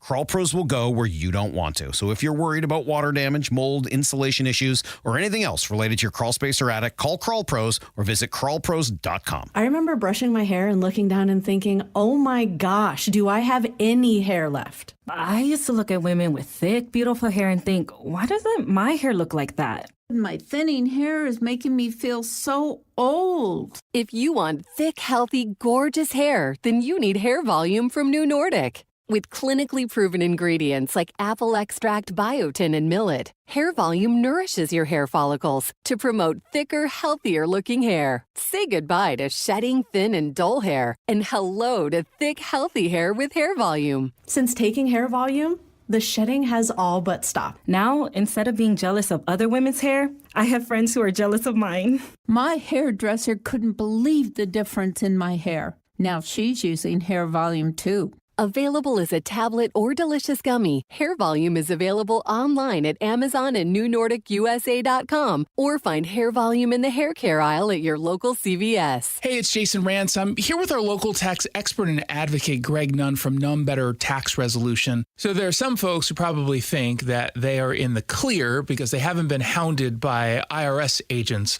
for the last few weeks, but that is a false sense of comfort. It's a false sense of comfort, and I understand why people feel that way, Jason, because with the IRS shut down, all the revenue agents, the auditors, the revenue officers, the tax collectors, they weren't in their office. And the IRS stopped sending out notices because they knew that, people just couldn't respond to them because there weren't a lot of IRS personnel around. And so you get comfortable, you get complacent. But I tell you, folks, really, if you got an IRS issue, it's better to take care of it now than later. It really is. If you're having trouble with the IRS, then call Greg Nunn. None Better Tax Resolution. From stress to success with IRS Solutions. 425-947-1967. Or Google NUNN. None Better Tax Resolution. The Jason Rantz Show. Bringing Jason Rantz, Seattle Red 770 AM host, and also SeattleRed.com. Jason, great to have you with us. Jason, Seattle is just continually ground zero. Yeah, and this is really the Pacific Northwest is ground zero for all this nonsense. USA Today is mocking the far left. The quick hit. It's really interesting because there were a whole bunch of folks on the left, in and out of media, pretending that Abigail Spanberger, the now former congresswoman and newly sworn-in governor, Democratic governor in Virginia, that she was somehow a moderate, that she wasn't one of the crazies, and she focused on affordability because that's really all she cares about. But, she's wasted no time to push forward her very far left agenda, and it's catching some people off guard. Others are saying, see, we told you so. We told you. And given the fact that Virginia is now completely controlled by Democrats, they have the state legislature and the governor's office, there's not a whole lot conservatives there can do except point all of this out. And it was Meghan McCain who posted on X last night, or maybe it was yesterday morning, screw any of you, screw all of you who lied to low-information voters and sold Abigail Spanberger as some kind of moderate. She's been in office like 6 hours and is already trying to turn Virginia into Minneapolis. And a lot of people are pointing out she immediately ends cooperation with ICE across the board. So she rescinded Glenn Youngkin's executive order that would require law enforcement to cooperate with federal immigration enforcement.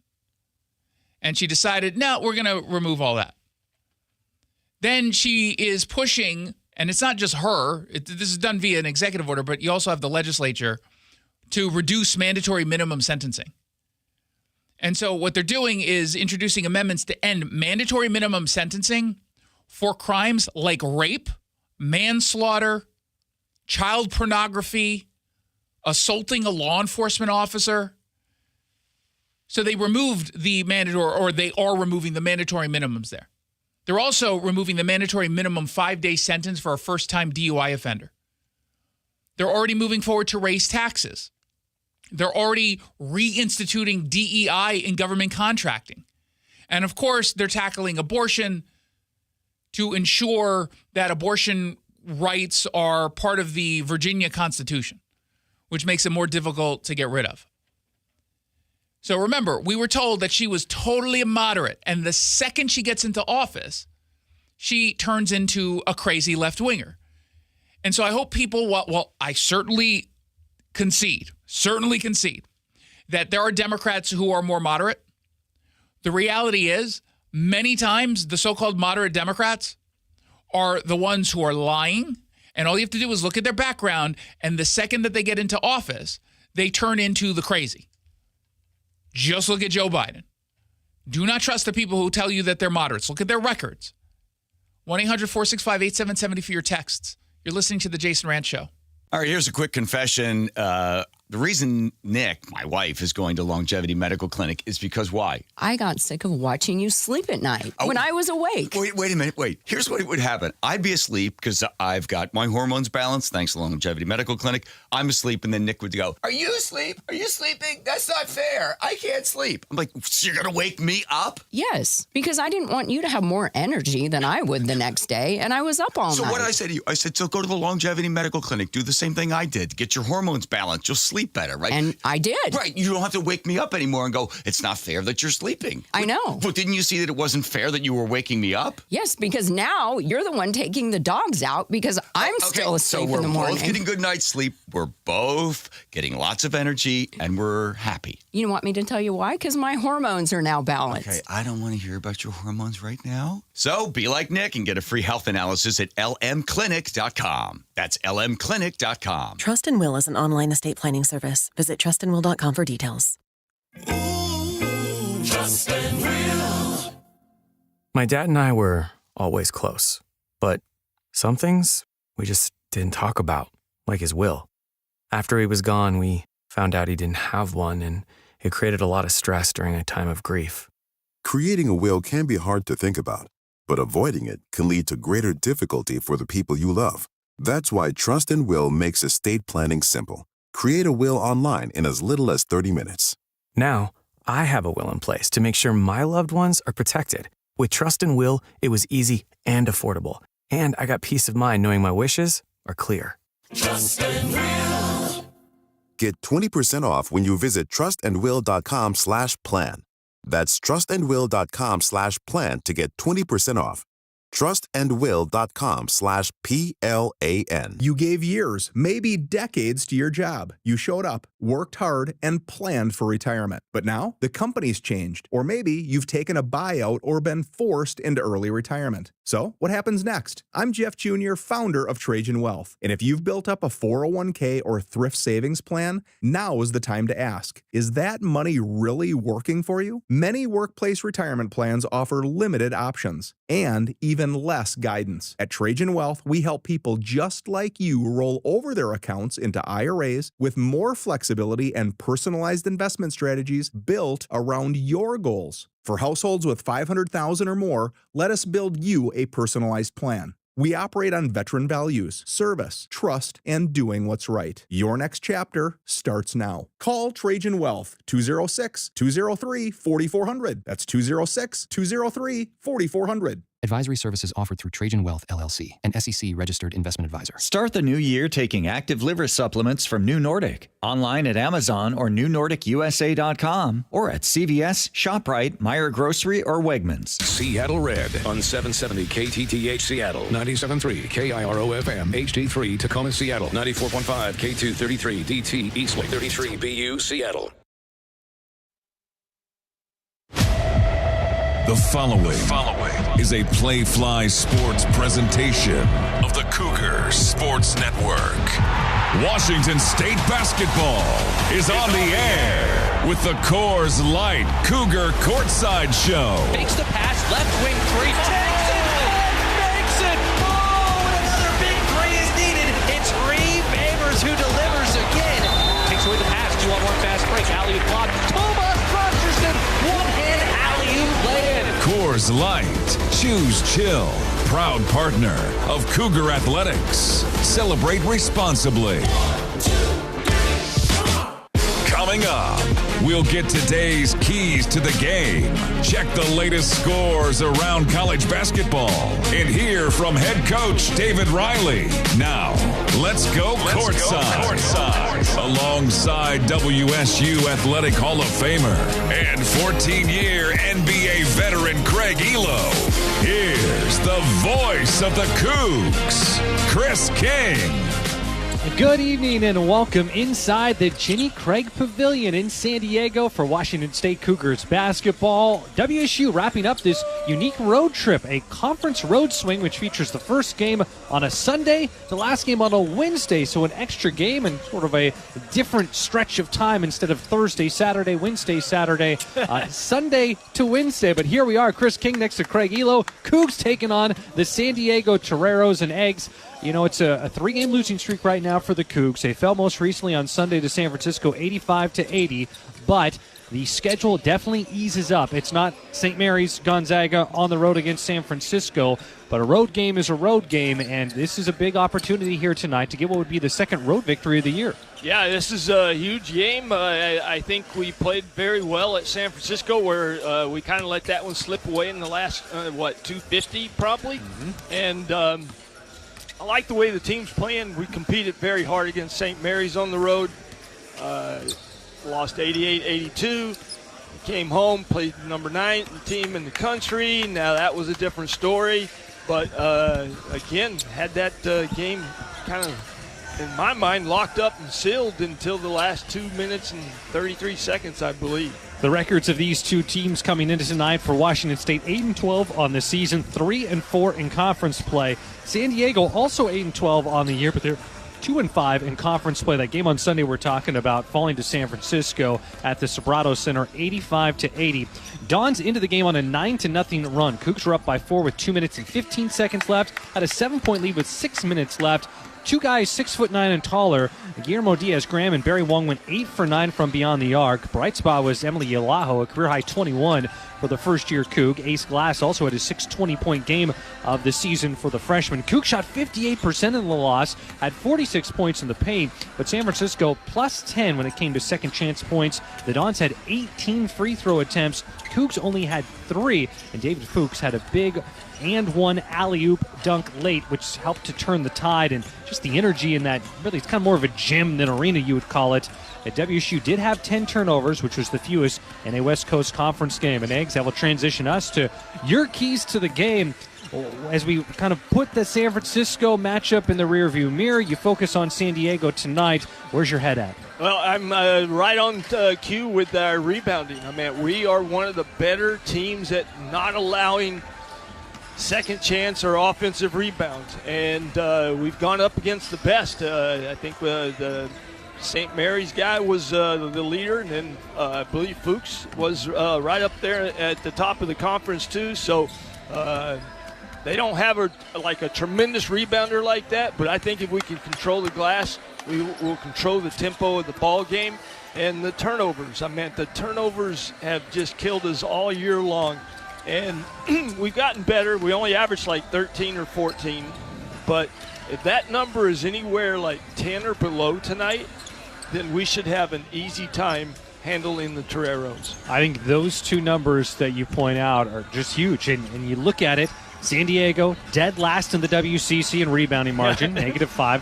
Cougs are last in the WCC in turnover margin, -3. Who's going to have a more positive number when the dust settles here tonight? It's going to tell a lot of the story about the team that will walk off with a smile on their face here at the Ginny Craig Pavilion tonight, a.k.a. the Slim Jim, the Cougs' second straight year playing here in this facility. We'll take a break on our pregame coverage. Still to come. When we return, we'll have our opposing team spotlight. We'll also turn things over to Austin Samuels. He'll have a scoreboard update and a look at the standings. We'll also then hear from David Riley, our pregame chat with the head coach of the Cougs. And, of course, the starting lineups and tip-off. All here from San Diego. WSU taking on the San Diego Toreros. This is Cougar Basketball on the Cougar Sports Network. Dear Traction, Toyota has 25 vehicles with available all-wheel drive and four-wheel drive. The RAV4 has legendary versatility. The Grand Highlander's adult-sized third row is for real. And the Tacoma's wild side comes standard. From job sites to campsites and game nights, there's an all-wheel drive or four-wheel drive Toyota to get you there in style. Find yours at Toyota.com. Toyota, let's go places. We've been overindulging a little more than usual over the holidays, but now we are starting the new year off on a healthier note by taking active liver supplements from New Nordic every day. So if better health, more energy, and detoxing your body are some of your priorities this year, get Active Liver today and start the year off knowing you're giving your liver some well-deserved relief. Active Liver is available online at Amazon or NewNordicUSA.com, or pick some up today at your local CVS, ShopRite, Meijer Grocery, are now available at Wegmans. Coors Light presents To Chill or Not to Chill. When your friend skips your favorite song on the playlist. End the friendship. Or choose chill because that song lives rent-free in your head anyway. And you planned ahead by bringing Coors Light to the party. And the sound of that ice-cold can cracking open was music to your ears already. Coors Light. Choose chill. Celebrate responsibly. 2024 Coors Brewing Company, Golden, Colorado. Look, I'm not going to tell you how to live your life, but if you're a WSU fan and you haven't switched your phone service to Cougs Mobile, you're passing up a slam dunk. Here's the deal. You get exclusive game day perks, and Cougs Mobile contributes to WSU athletics every time you pay your monthly bill. No contracts, no hidden fees, no reason to wait. Switch now to the only phone plan built for Coug fans and on the T-Mobile 5G network. Visit CougsMobile.com.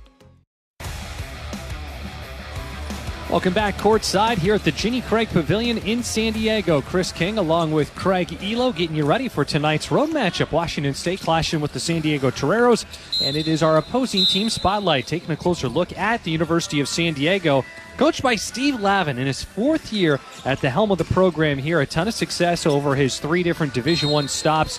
16th year as a D1 head coach, 8 NCAA tournaments, 6 of those coming with UCLA, 2 with St. John's. Obviously, it's a tougher, more of an uphill battle, we'll call it, here at San Diego compared to the other 2 places that he was. But best season was his first year at UCLA, led the Bruins to a Pac-12 regular season title and an appearance in the Elite 8. Wholesale change to the roster. They have a 20-man roster, and they have 14 newcomers. Washington State played San Diego twice last year. The Cougs won both games. Only one player who played 1 minute and 1 matchup returns. Everyone else who's going to be out there in a Torero uniform tonight, brand new. But they were able to go shopping. It seems like there's an influx of resources for Steve Lavin to have at his disposal. Tyler Johnson, their top player from Brooklyn, spent time at both Louisville and Wake Forest. Last year started 19 games with Wake Forest, averaging 15 points per game, but in conference games only averaging 19 points per game. So he's really been up in his output. In addition to him, 2 other guys who average in double figures. Tenari Lane, a transfer from Georgia State, dangerous 3-point shooter, and Juanse Gorosito coming from Ball State, but also had success in the WCC, was at the University of Portland, and now is kind of is the case this year. Eggs guys are this modern times, they will hop and skip around, and here he is back in the WCC with San Diego. Yeah, and that's it. I mean, you hit the nail on the head when the best shopper in NCAA basketball in my book is Steve Lavin. I think the hairstyle, the dress, all that stuff matches up when he goes recruiting, I guess, and steps in your mom's living room and says, I'll make a man out of your son if you just let him come play for me. And so that's what he's done. And, yeah, you're right. I mean, look, my fingers are big, and their roster's this big, and ours is this big. So we have shortened our rotation down a little bit. And we do like the rotations that have gone into the books. Totally. Yeah, so we just, got the starters handed to us here, so we now know that, and we'll get that to folks' way here shortly. But for San Diego, standout wins, Pacific, that was really notable, beating Pacific, and for San Diego, that is a good win. They beat Pepperdine, but they had a quad 1 win this year. They beat UC San Diego, a team that's in their area, in their region. They're out in La Jolla, and they have been really on the rise, and they'll be joining the WCC. But that was University of San Diego's first quad 1 win since 2019, and they only lost to Gonzaga by 6, 99-93, and that 20-point win over Pepperdine. So this will be an intriguing matchup here tonight. Again, road victories in conference play are not easy to come by, and Washington State looking to head back home with a victory here over the Toreros and snap a 3-game losing streak. We'll take another break on our pregame coverage. When we return, we'll head to Austin Samuels, who'll have a scoreboard update, and then we'll sit down and talk with David Riley, get the pregame thoughts from the head coach of the Cougs, and of course the starting lineups and tip-off all around the corner. You're listening to Washington State basketball on the Cougars Sports Network. Download the WSU Cougars mobile app today, which features the latest news. Plus, it's your way to stream all of our Cougar Sports Network radio broadcasts. Listen to Cougar football, volleyball, men's and women's basketball, baseball game broadcast, plus coaches shows, all for free with WSU Cougars Game Day app. Take our broadcast with you wherever you go. Available now by searching WSU Cougars Game Day in the Apple App Store or Google Play. So you want somewhere to play? We got you.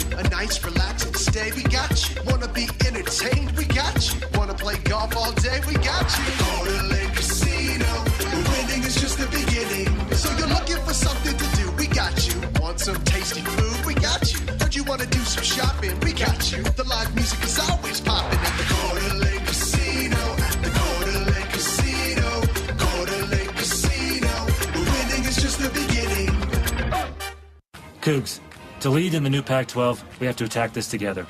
Name, image, and likeness, NIL, is essential. It's how our programs recruit, retain, and elevate our student athletes who don the crimson and gray. And now, you can directly support WSU NIL through our Cougar Athletic Fund. A tax-deductible gift to our Sport Excellence Funds powers WSU's NIL efforts, all in one place. Visit WSUCougars.com and select NIL in the drop-down menu to learn more. Go Cougs! Coors Light presents To Chill or Not to Chill. When your friend skips your favorite song on the playlist. End the friendship. Or choose chill because that song lives rent-free in your head anyway. And you planned ahead by bringing Coors Light to the party. And the sound of that ice-cold can cracking open was music to your ears already. Coors Light. Choose chill. Celebrate responsibly. 2024 Coors Brewing Company, Golden, Colorado. Time now to check scores from across college basketball. Brought to you by Coors Light. Choose chill. Proud partner of Cougar Athletics. Celebrate responsibly. Welcome back to the Coors Light Cougar Courtside Show. Washington State and San Diego about to face off in a little over 15 minutes. The Cougs looking for a much-needed road league win and to snap a 3-game losing streak on the road here tonight. Austin Samuels with you for a scoreboard update. First, we start with the Washington State women, who are not in action tonight. They'll play tomorrow with a road game at Pacific in Stockton. The Cougar women right now are 3-5 in West Coast Conference play. Tip-off tomorrow in Northern California is coming up at 6 p.m. Pacific time. In the WCC tonight, one game live right now. 8th-ranked Gonzaga hunting their 13th win in a row. They're facing off with Pepperdine tonight in the Kennel in Spokane. That is live right now early in that game. Gonzaga leads 12-8 over Pepperdine. 13 minutes left in the first half. The Cougs will play Pepperdine next on Saturday afternoon coming up in Pullman. Loyola Marymount and Seattle U will square off tonight from the Red Hawk Center in Seattle. Both teams hunting their third West Coast Conference win. Both teams coming off of losses into this one tonight. Things get going from Seattle at 7 p.m. Pacific time. St. Mary's, the Gales just took their first WCC loss of the year their last time out on the road at Santa Clara back on Saturday. They'll look to bounce back tonight at home against the Oregon State Beavers in Moraga. Things get going there at 8 o'clock Pacific time. Let's take a look at the updated standings in the West Coast Conference right now. Just talked about the 8th-ranked Gonzaga Bulldogs. They are in first right now in the WCC, 7-0 record. The only undefeated team left right now. Santa Clara in second place. That win over St. Mary's was huge. They are 7-1 right now in league. St. Mary's, who will be in action later on tonight, they are 6-1, currently in third place. The San Francisco Dons not playing tonight, but they're in sole possession of fourth. That big game, Washington State and San Francisco back on Sunday, gave the Dons sole possession of fourth place. They are 5-3. Pacific right now sits in fifth at 4-4. The Cougs at 3-4. If they pick up a win tonight on the road against San Diego, they will be tied for fifth place. A couple more teams with 3 wins, Portland and Oregon State, both at 3-5. Then you've got 3 more teams with 2 wins in league play. Seattle U, San Diego, who the Cougs are facing off with tonight. The Toreros at 2-5 in league, and Loyola Marymount is 2-6. Pepperdine in the basement right now at 1-6 in league play on the road tonight at Gonzaga. When we come back, our Chris King will be with the head coach of the Cougs, David Riley, to break down this matchup with the San Diego Toreros. Washington State and San Diego coming your way in about 15 minutes. You're listening to Washington State basketball on the Cougar Sports Network. Okay, text from the wedding planner. She's talking about a cake pop mural. Ah, exciting. Ooh, it's $8,000. Oh. I don't know, we're trying to save for a house. Well, you only get married once. Or twice. 3 times tops. There's a lot of bad money advice out there. For knowledge you can trust, come to Gisa Credit Union. Whether it's saving for the wedding or everything that comes after, we can help get you where you want to be. Find a healthier approach to money at Gisa. If we know anything about Cougs fans, it's that a win isn't all you're hungry for on game day. So Northern Quest has a full lineup of restaurants and lounges ready to face any appetite. Cheer on your Cougs with craft beer and cocktails in front of Epic's 10 by 30 foot screen. Grab a steak at Maslow's, a fine cigar at Legends of Fire, or tackle a burger at Fat Burger, before it tackles you. Full menus at northernquest.com. Go Cougs! Be a part of all the excitement at Beasley Coliseum this year. Come cheer on the Washington State Cougars men's and women's basketball teams as they host the likes of Gonzaga, St. Mary's, and Oregon State in conference play this season. Don't miss out on all the action. Grab your tickets to upcoming WSU basketball games today at WSUCougars.com/Tix. Again, that's WSUCougars.com/TIX. See you at Beasley Coliseum. Go Cougs! Hi, this is Kate Bice, co-owner of Allegra Image 360 on Main Street in Moscow, the one-stop shop for your printing, signage, and marketing needs. After all the nasty winter weather, are your signs looking a little worse for the wear? We can design and install vinyl lettering, standalone signs, banners, graphics, and more. Stop by our Moscow office and see how our talented team at Allegra can help your business look its best for the spring sunshine.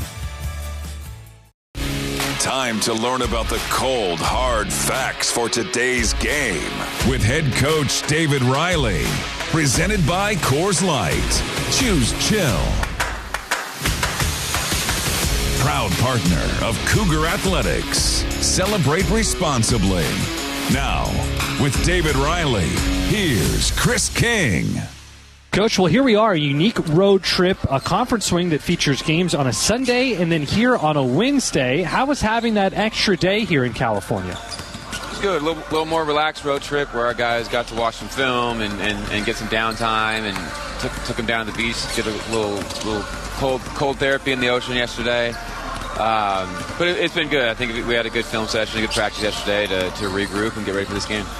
Last two games, the Cougs have been without Reeve Avers. How's he doing coming into tonight's game? Doing good. He'll be back, and excited to have his shooting and his veteran leadership available for us. University of San Diego. There are 14 newcomers for the Toreros this year. Even in the transfer portal era, that's a large number. How is it facing a conference opponent, a squad that the Cougs went up against twice last year, where there's essentially no continuity from last season?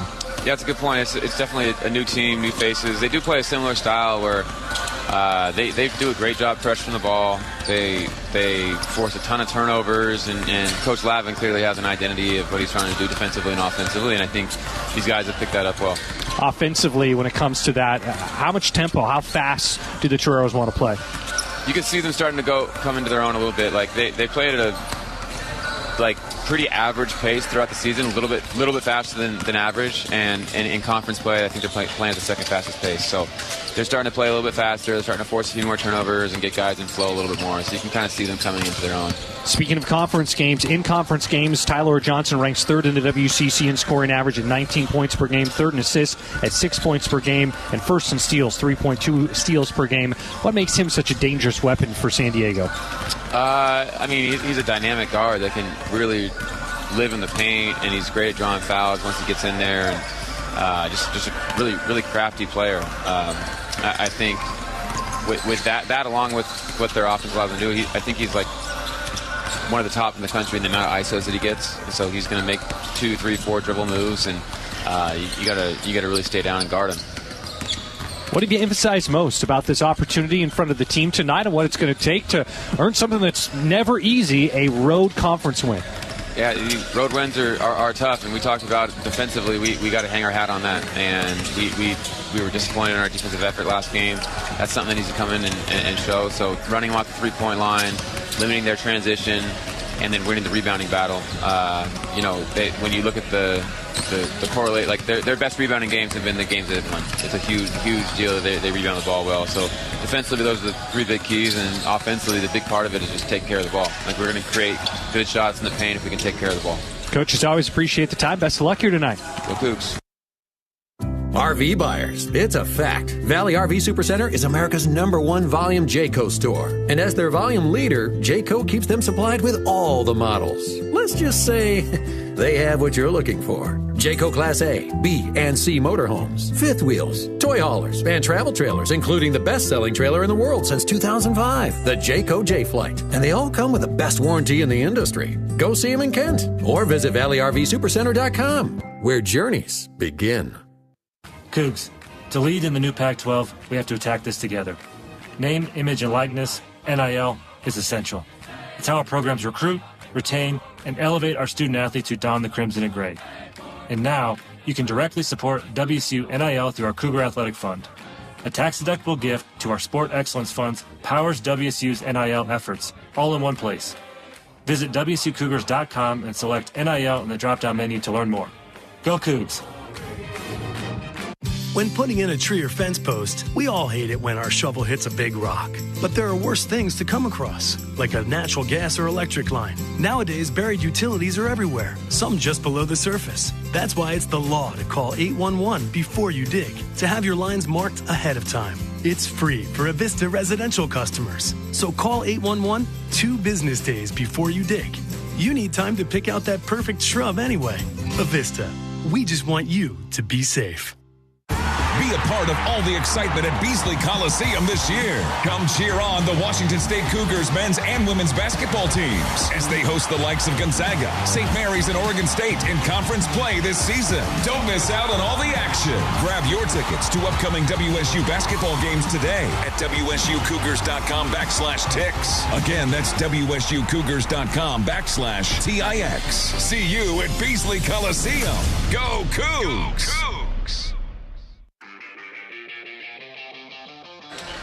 Back courtside at the Ginny Craig Pavilion. Chris King and Craig Elo with you. Thanks so much for tuning in and making Cougar basketball a part of your Wednesday night. Eggs, we talked about it with David Riley. Well, first things are first.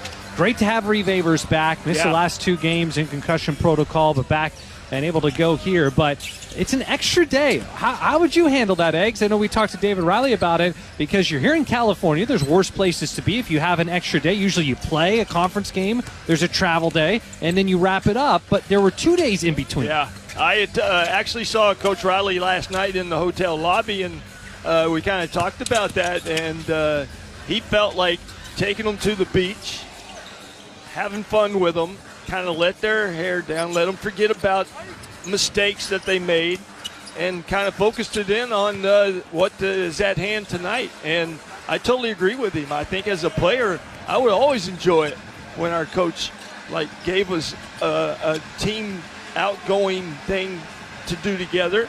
And you're right here on the beach. So they went to the beach and they had fun. And that's great. For the Cougs, there was this 3-game stretch. It is a 3-game losing streak. But, again, you play St. Mary's. You lose a tight game on the road in Moraga by 6 points. You fall to Gonzaga, and that one was more lopsided than you would like, but Gonzaga is one heck of a team. They're a top 10 team in the country. But it was 36-30 at one point. It was.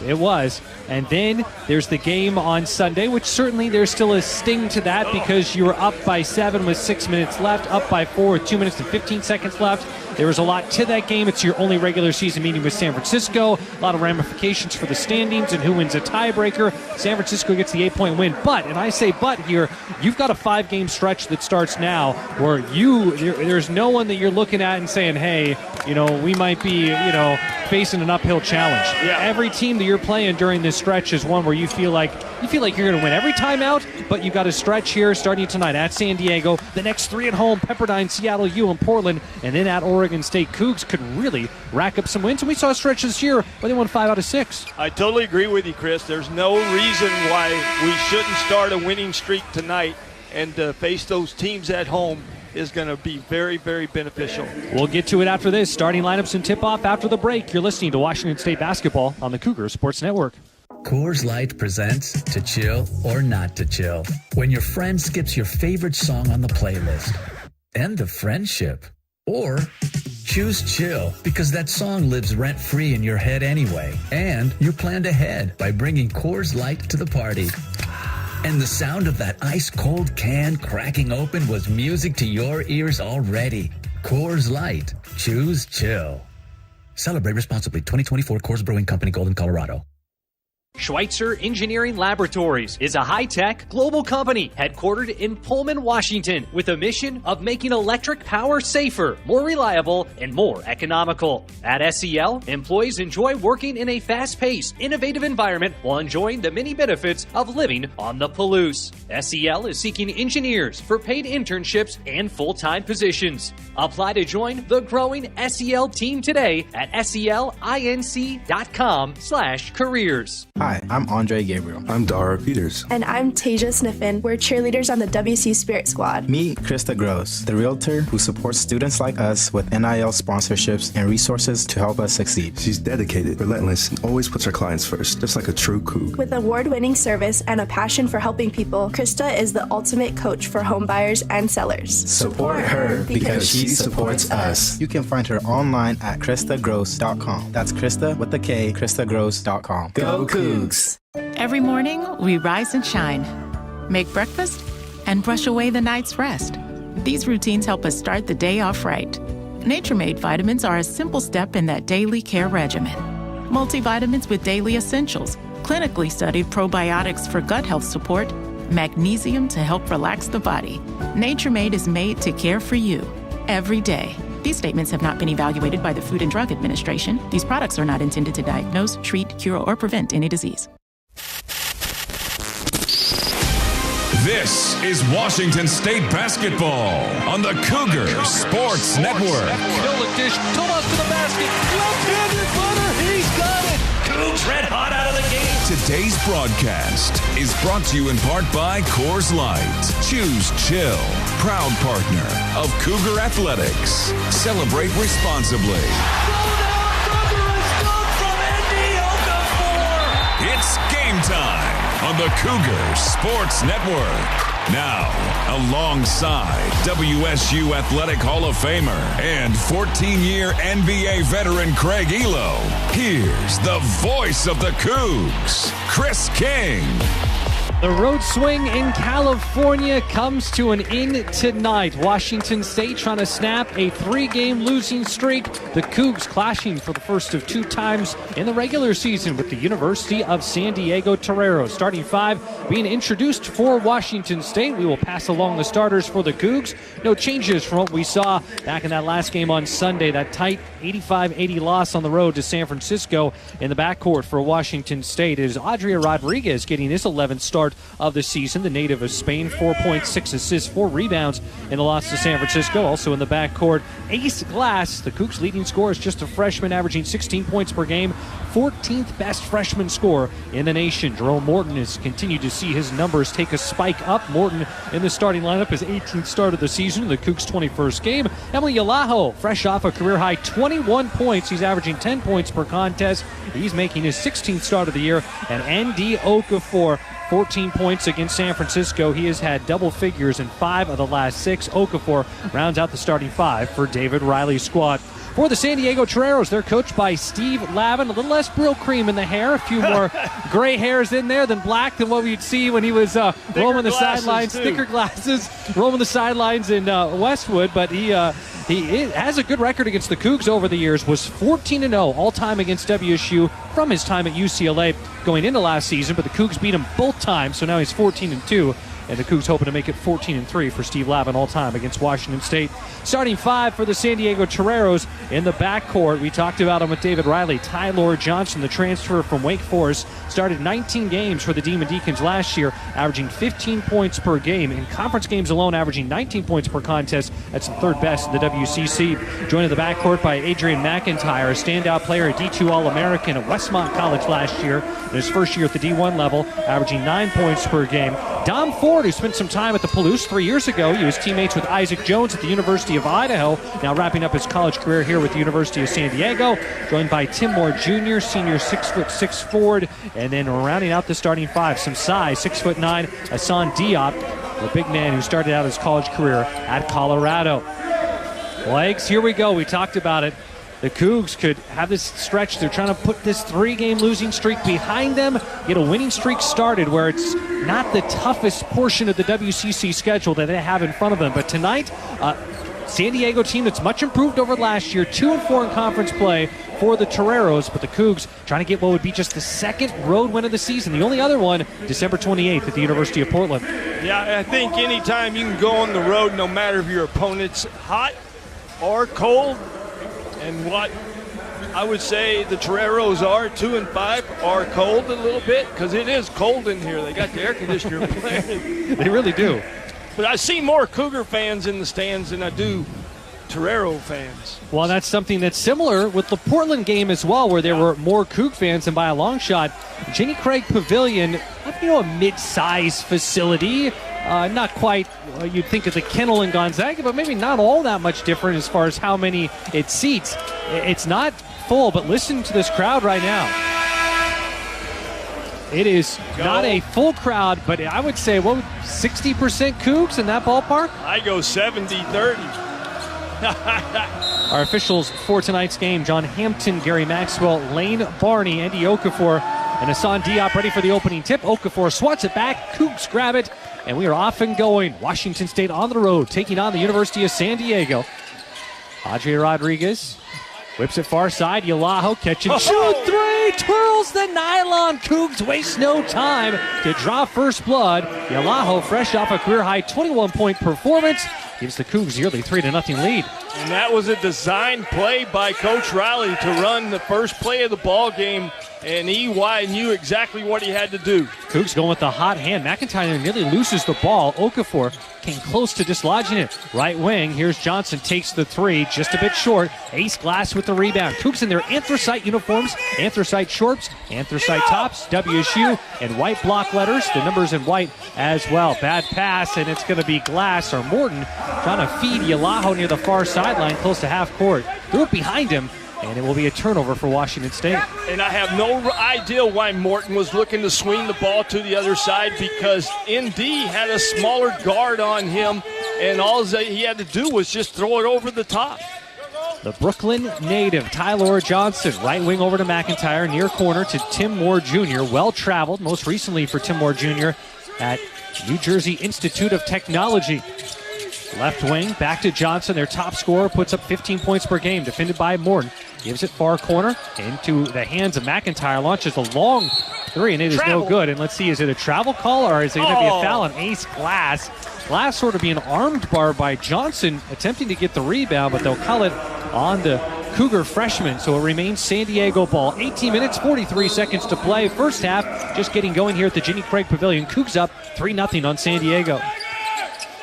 Inbounds pass goes right underneath the basket. Open look, ball punched around, no good. Here's a putback. Second attempt misses, and it's punched out of bounds by Washington State. So San Diego getting plenty of opportunities, so far unable to capitalize. Yeah, screen the screener on the other out-of-bounds play, and Ace and Morton have got to talk and do the switch.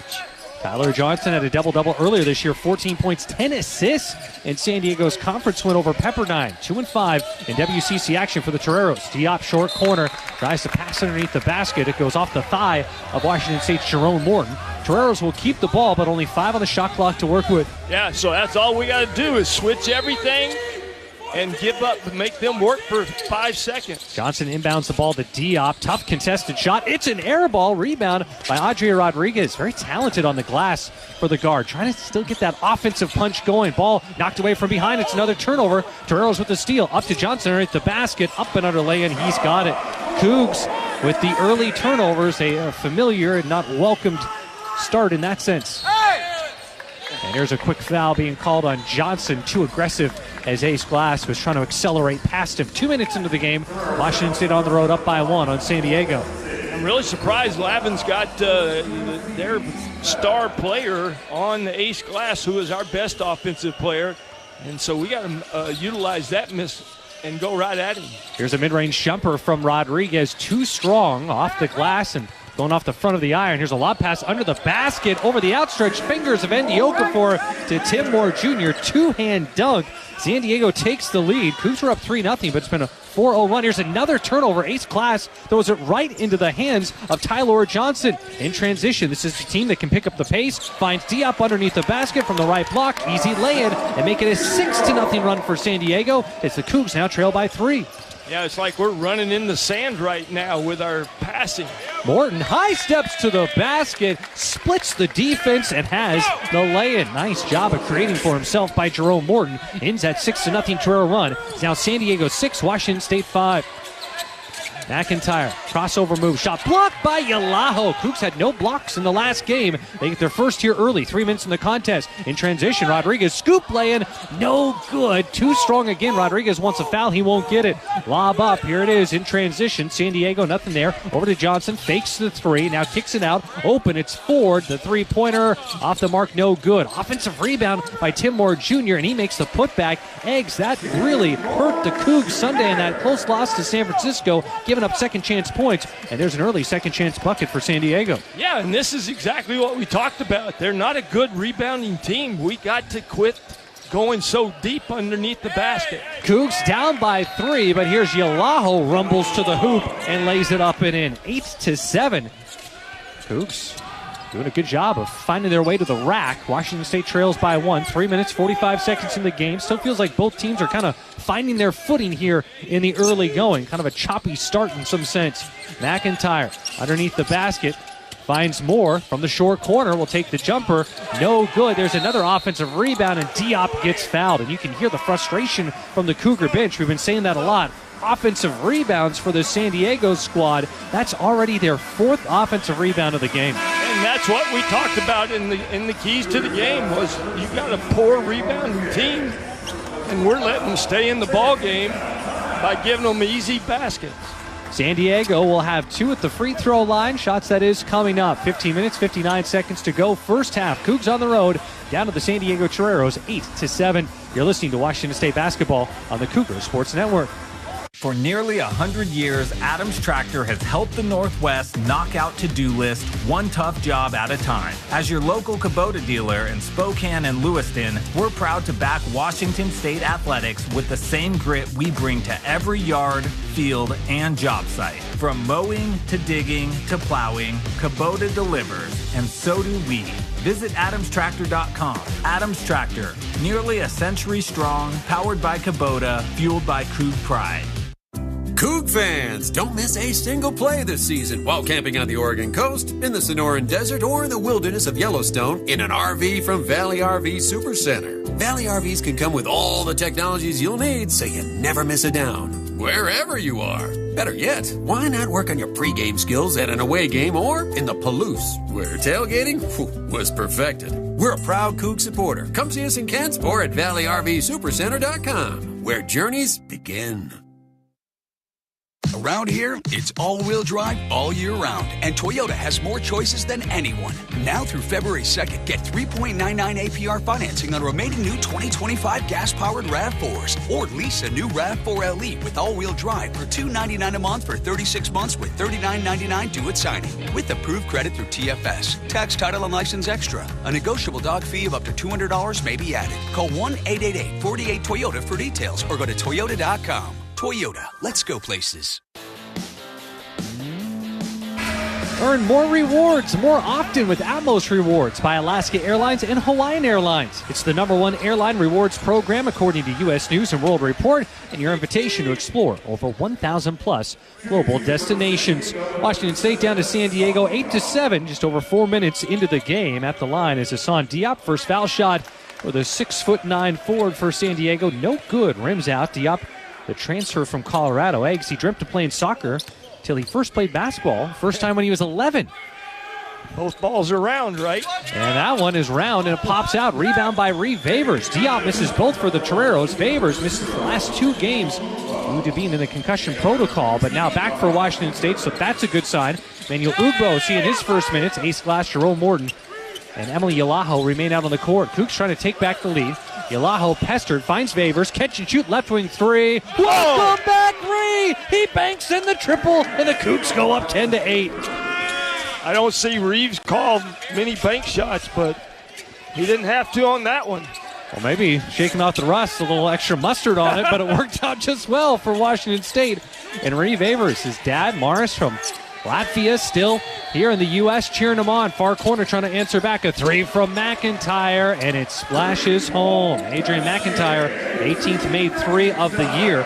Lead goes back to the Toreros, 11-10. Glass for the Cougs, still looking for his first points of the game. Let's see if that can change on this possession. Favors has those Starburst pink sneakers to go with the anthracite uniforms. Working around the perimeter.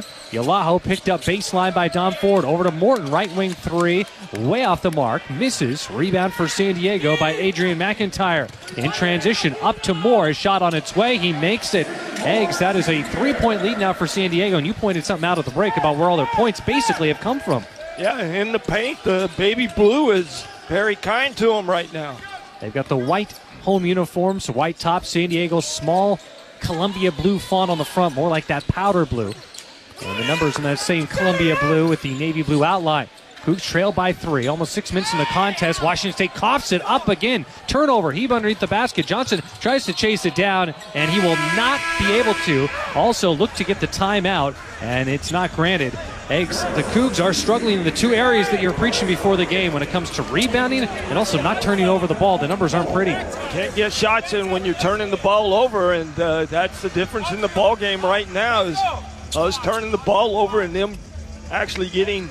That should have been 6 points off of turnovers, but only 4 for them right now. San Diego is dead last in the West Coast Conference in rebounding margin. Right now they are +4, almost 6 minutes into the game. Cougs have turned it over 4 times. That's the very first turnover for San Diego, as they've been playing at a faster pace in conference game. We've seen that so far. Adria Rodriguez comes in. Simon Hildebrandt will see his first minutes. Yalaho, Ugbo, and Favors remain. Ugbo into the paint, goes up with the right hand. It's blocked by Tim Moore Jr. Falls to hardwood, and they'll call a foul on Emmanuel Ugbo. It's just sort of been a disjointed start here for Washington State. I guess the glass half full perspective is the Cougs only trail by 3, but it hasn't been pretty.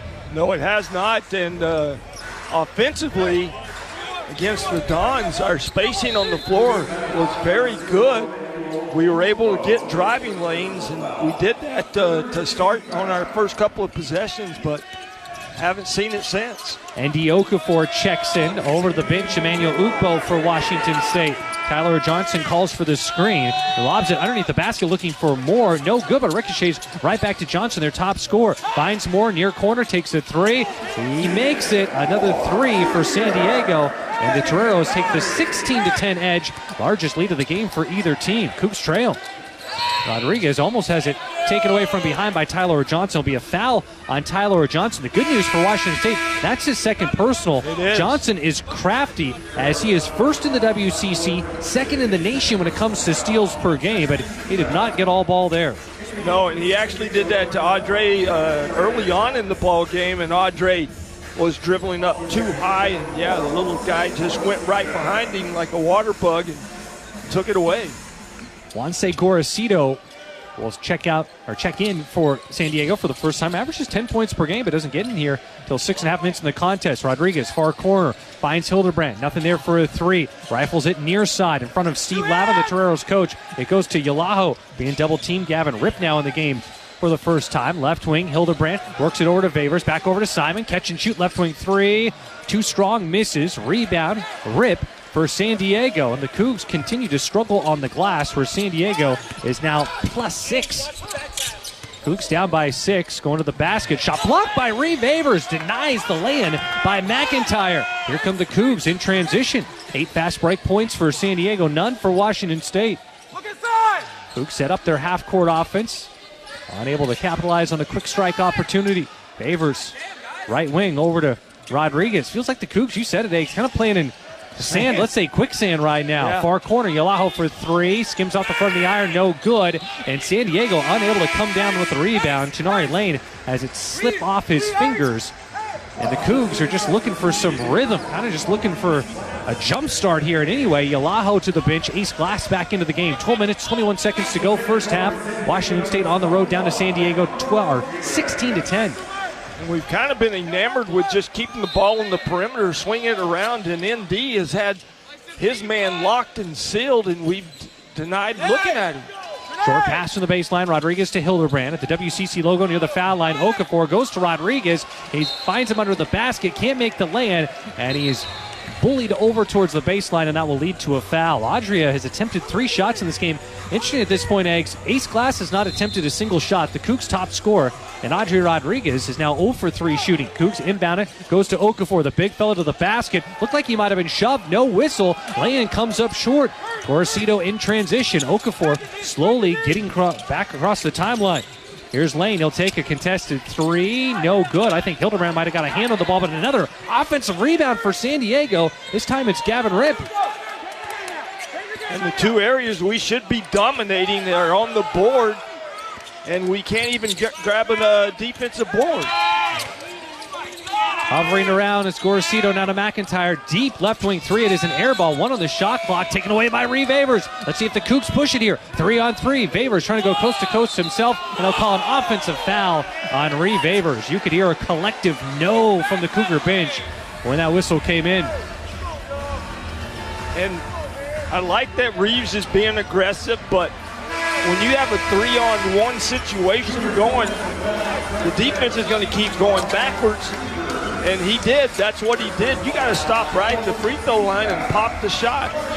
Cougs looking for answers right now. Down by 6 to San Diego. Here at the Jenny Craig Pavilion, it's the Toreros 16, Washington State 10.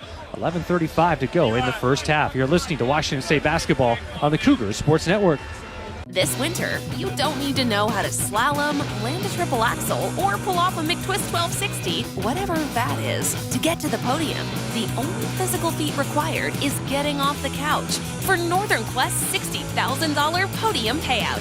Play daily with your Campus Rewards card to enter. Plus, earn 4 times entries every Tuesday, and you could take home $25,000 on January 29th with absolutely no cardio. The podium payout. Only at Northern Quest. Since 1934, Hempler's has used only the leanest European pork bellies for its premium bacon made right here in the Pacific Northwest. Slow smoked over natural hardwood for a rich aroma, savory flavor, and a thick gourmet bite. It's no wonder Hempler's is America's leanest bacon and a longtime favorite of the Washington State Cougars. Hempler's, small batch crafted meats. Look, I'm not going to tell you how to live your life, but if you're a WSU fan and you haven't switched your phone service to Cougs Mobile, you're leaving points on the field. Here's the deal. You get exclusive game day perks, and Cougs Mobile contributes to WSU athletics every time you pay your monthly bill. No contracts, no hidden fees, no reason to wait. Switch now to the only phone plan built for Coug fans and on the T-Mobile 5G network. Visit CougsMobile.com. Back courtside at the Jenny Craig Pavilion in San Diego, Chris King along with Craig Elo. 11:35 to play first half. Cougs down to the Toreros 16-10. Eggs, what's going to need to change the momentum here as the Cougs have just been sluggish to this point? Very sluggish. Offensively, we've had great spacing, except we've just been on the perimeter. We haven't looked to go inside, and when we go inside and we dominate the paint, boy, we put it all together.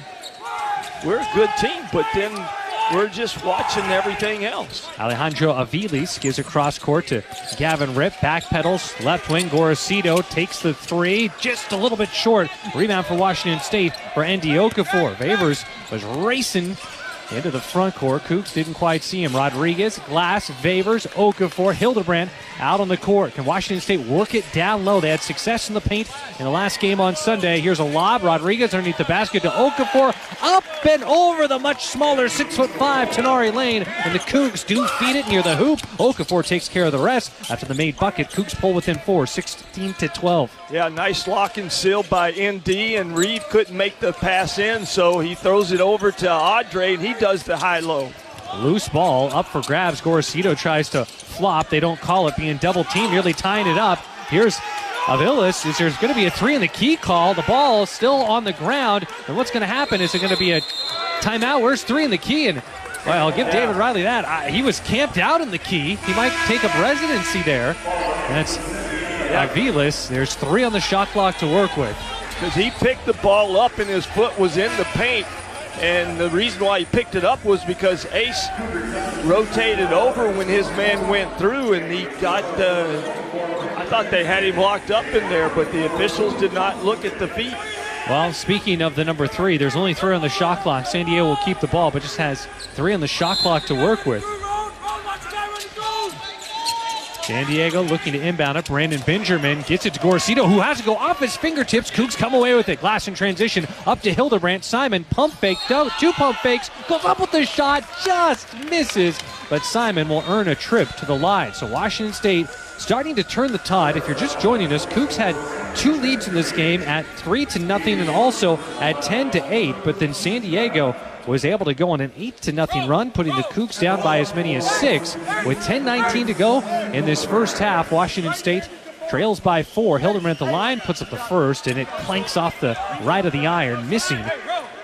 That was actually a nice 2-on-1 by Hildebrandt and Glass. I think Simon could have been a little wider, and if he would have been a little wider, he probably could have got his steps down and gone right up with the ball. The Winnipeg, Manitoba native, Simon Hildebrandt, swishes the second, splits his trip to the line, and the Cougs are only down by a possession. Toreros 16, Washington State 13. Nearing the halfway point of the first half. Dangerous pass, swatted away. Glass gets a hand on it, goes to Okafor. Here come the Cougs on the fast break. Endy over to Glass, his first field goal attempt of the night. No good, but falling to the hardwood. Getting the rebound is Vuk Voskovic, and Voskovic just able to avoid traveling there. Orosito shoves off, goes over to lane. Dangerous three-point shooter, takes and makes the straightaway look. That lead back up to 6 for the Toreros. Cougs down 19-13. Glass quiet offensively so far. No points, 0 of 1 shooting. Here's a shot from Ace. He misses it. We've seen some stretches where he's gotten cold at times. Toreros grab the Ace Glass miss. Gorosito long 3. He makes it. Cougs now down by 9. 22-13. San Diego on top. Yeah, the quick shooting Toreros are making the Cougs pay, being one of the worst defending three-point teams. Cougs really struggled defending the three-point line, especially to start this trip on Sunday against San Francisco. Here's Okafor, left block, hard spin move to the left, off the glass, makes it, count the bucket. ND draws the foul, and he gets the Cougs back within 7, hoping to make it 6 as ND goes to the line. And why we don't look inside more times than not, it's a better, higher percentage shot, especially when ND's got a smaller man on him.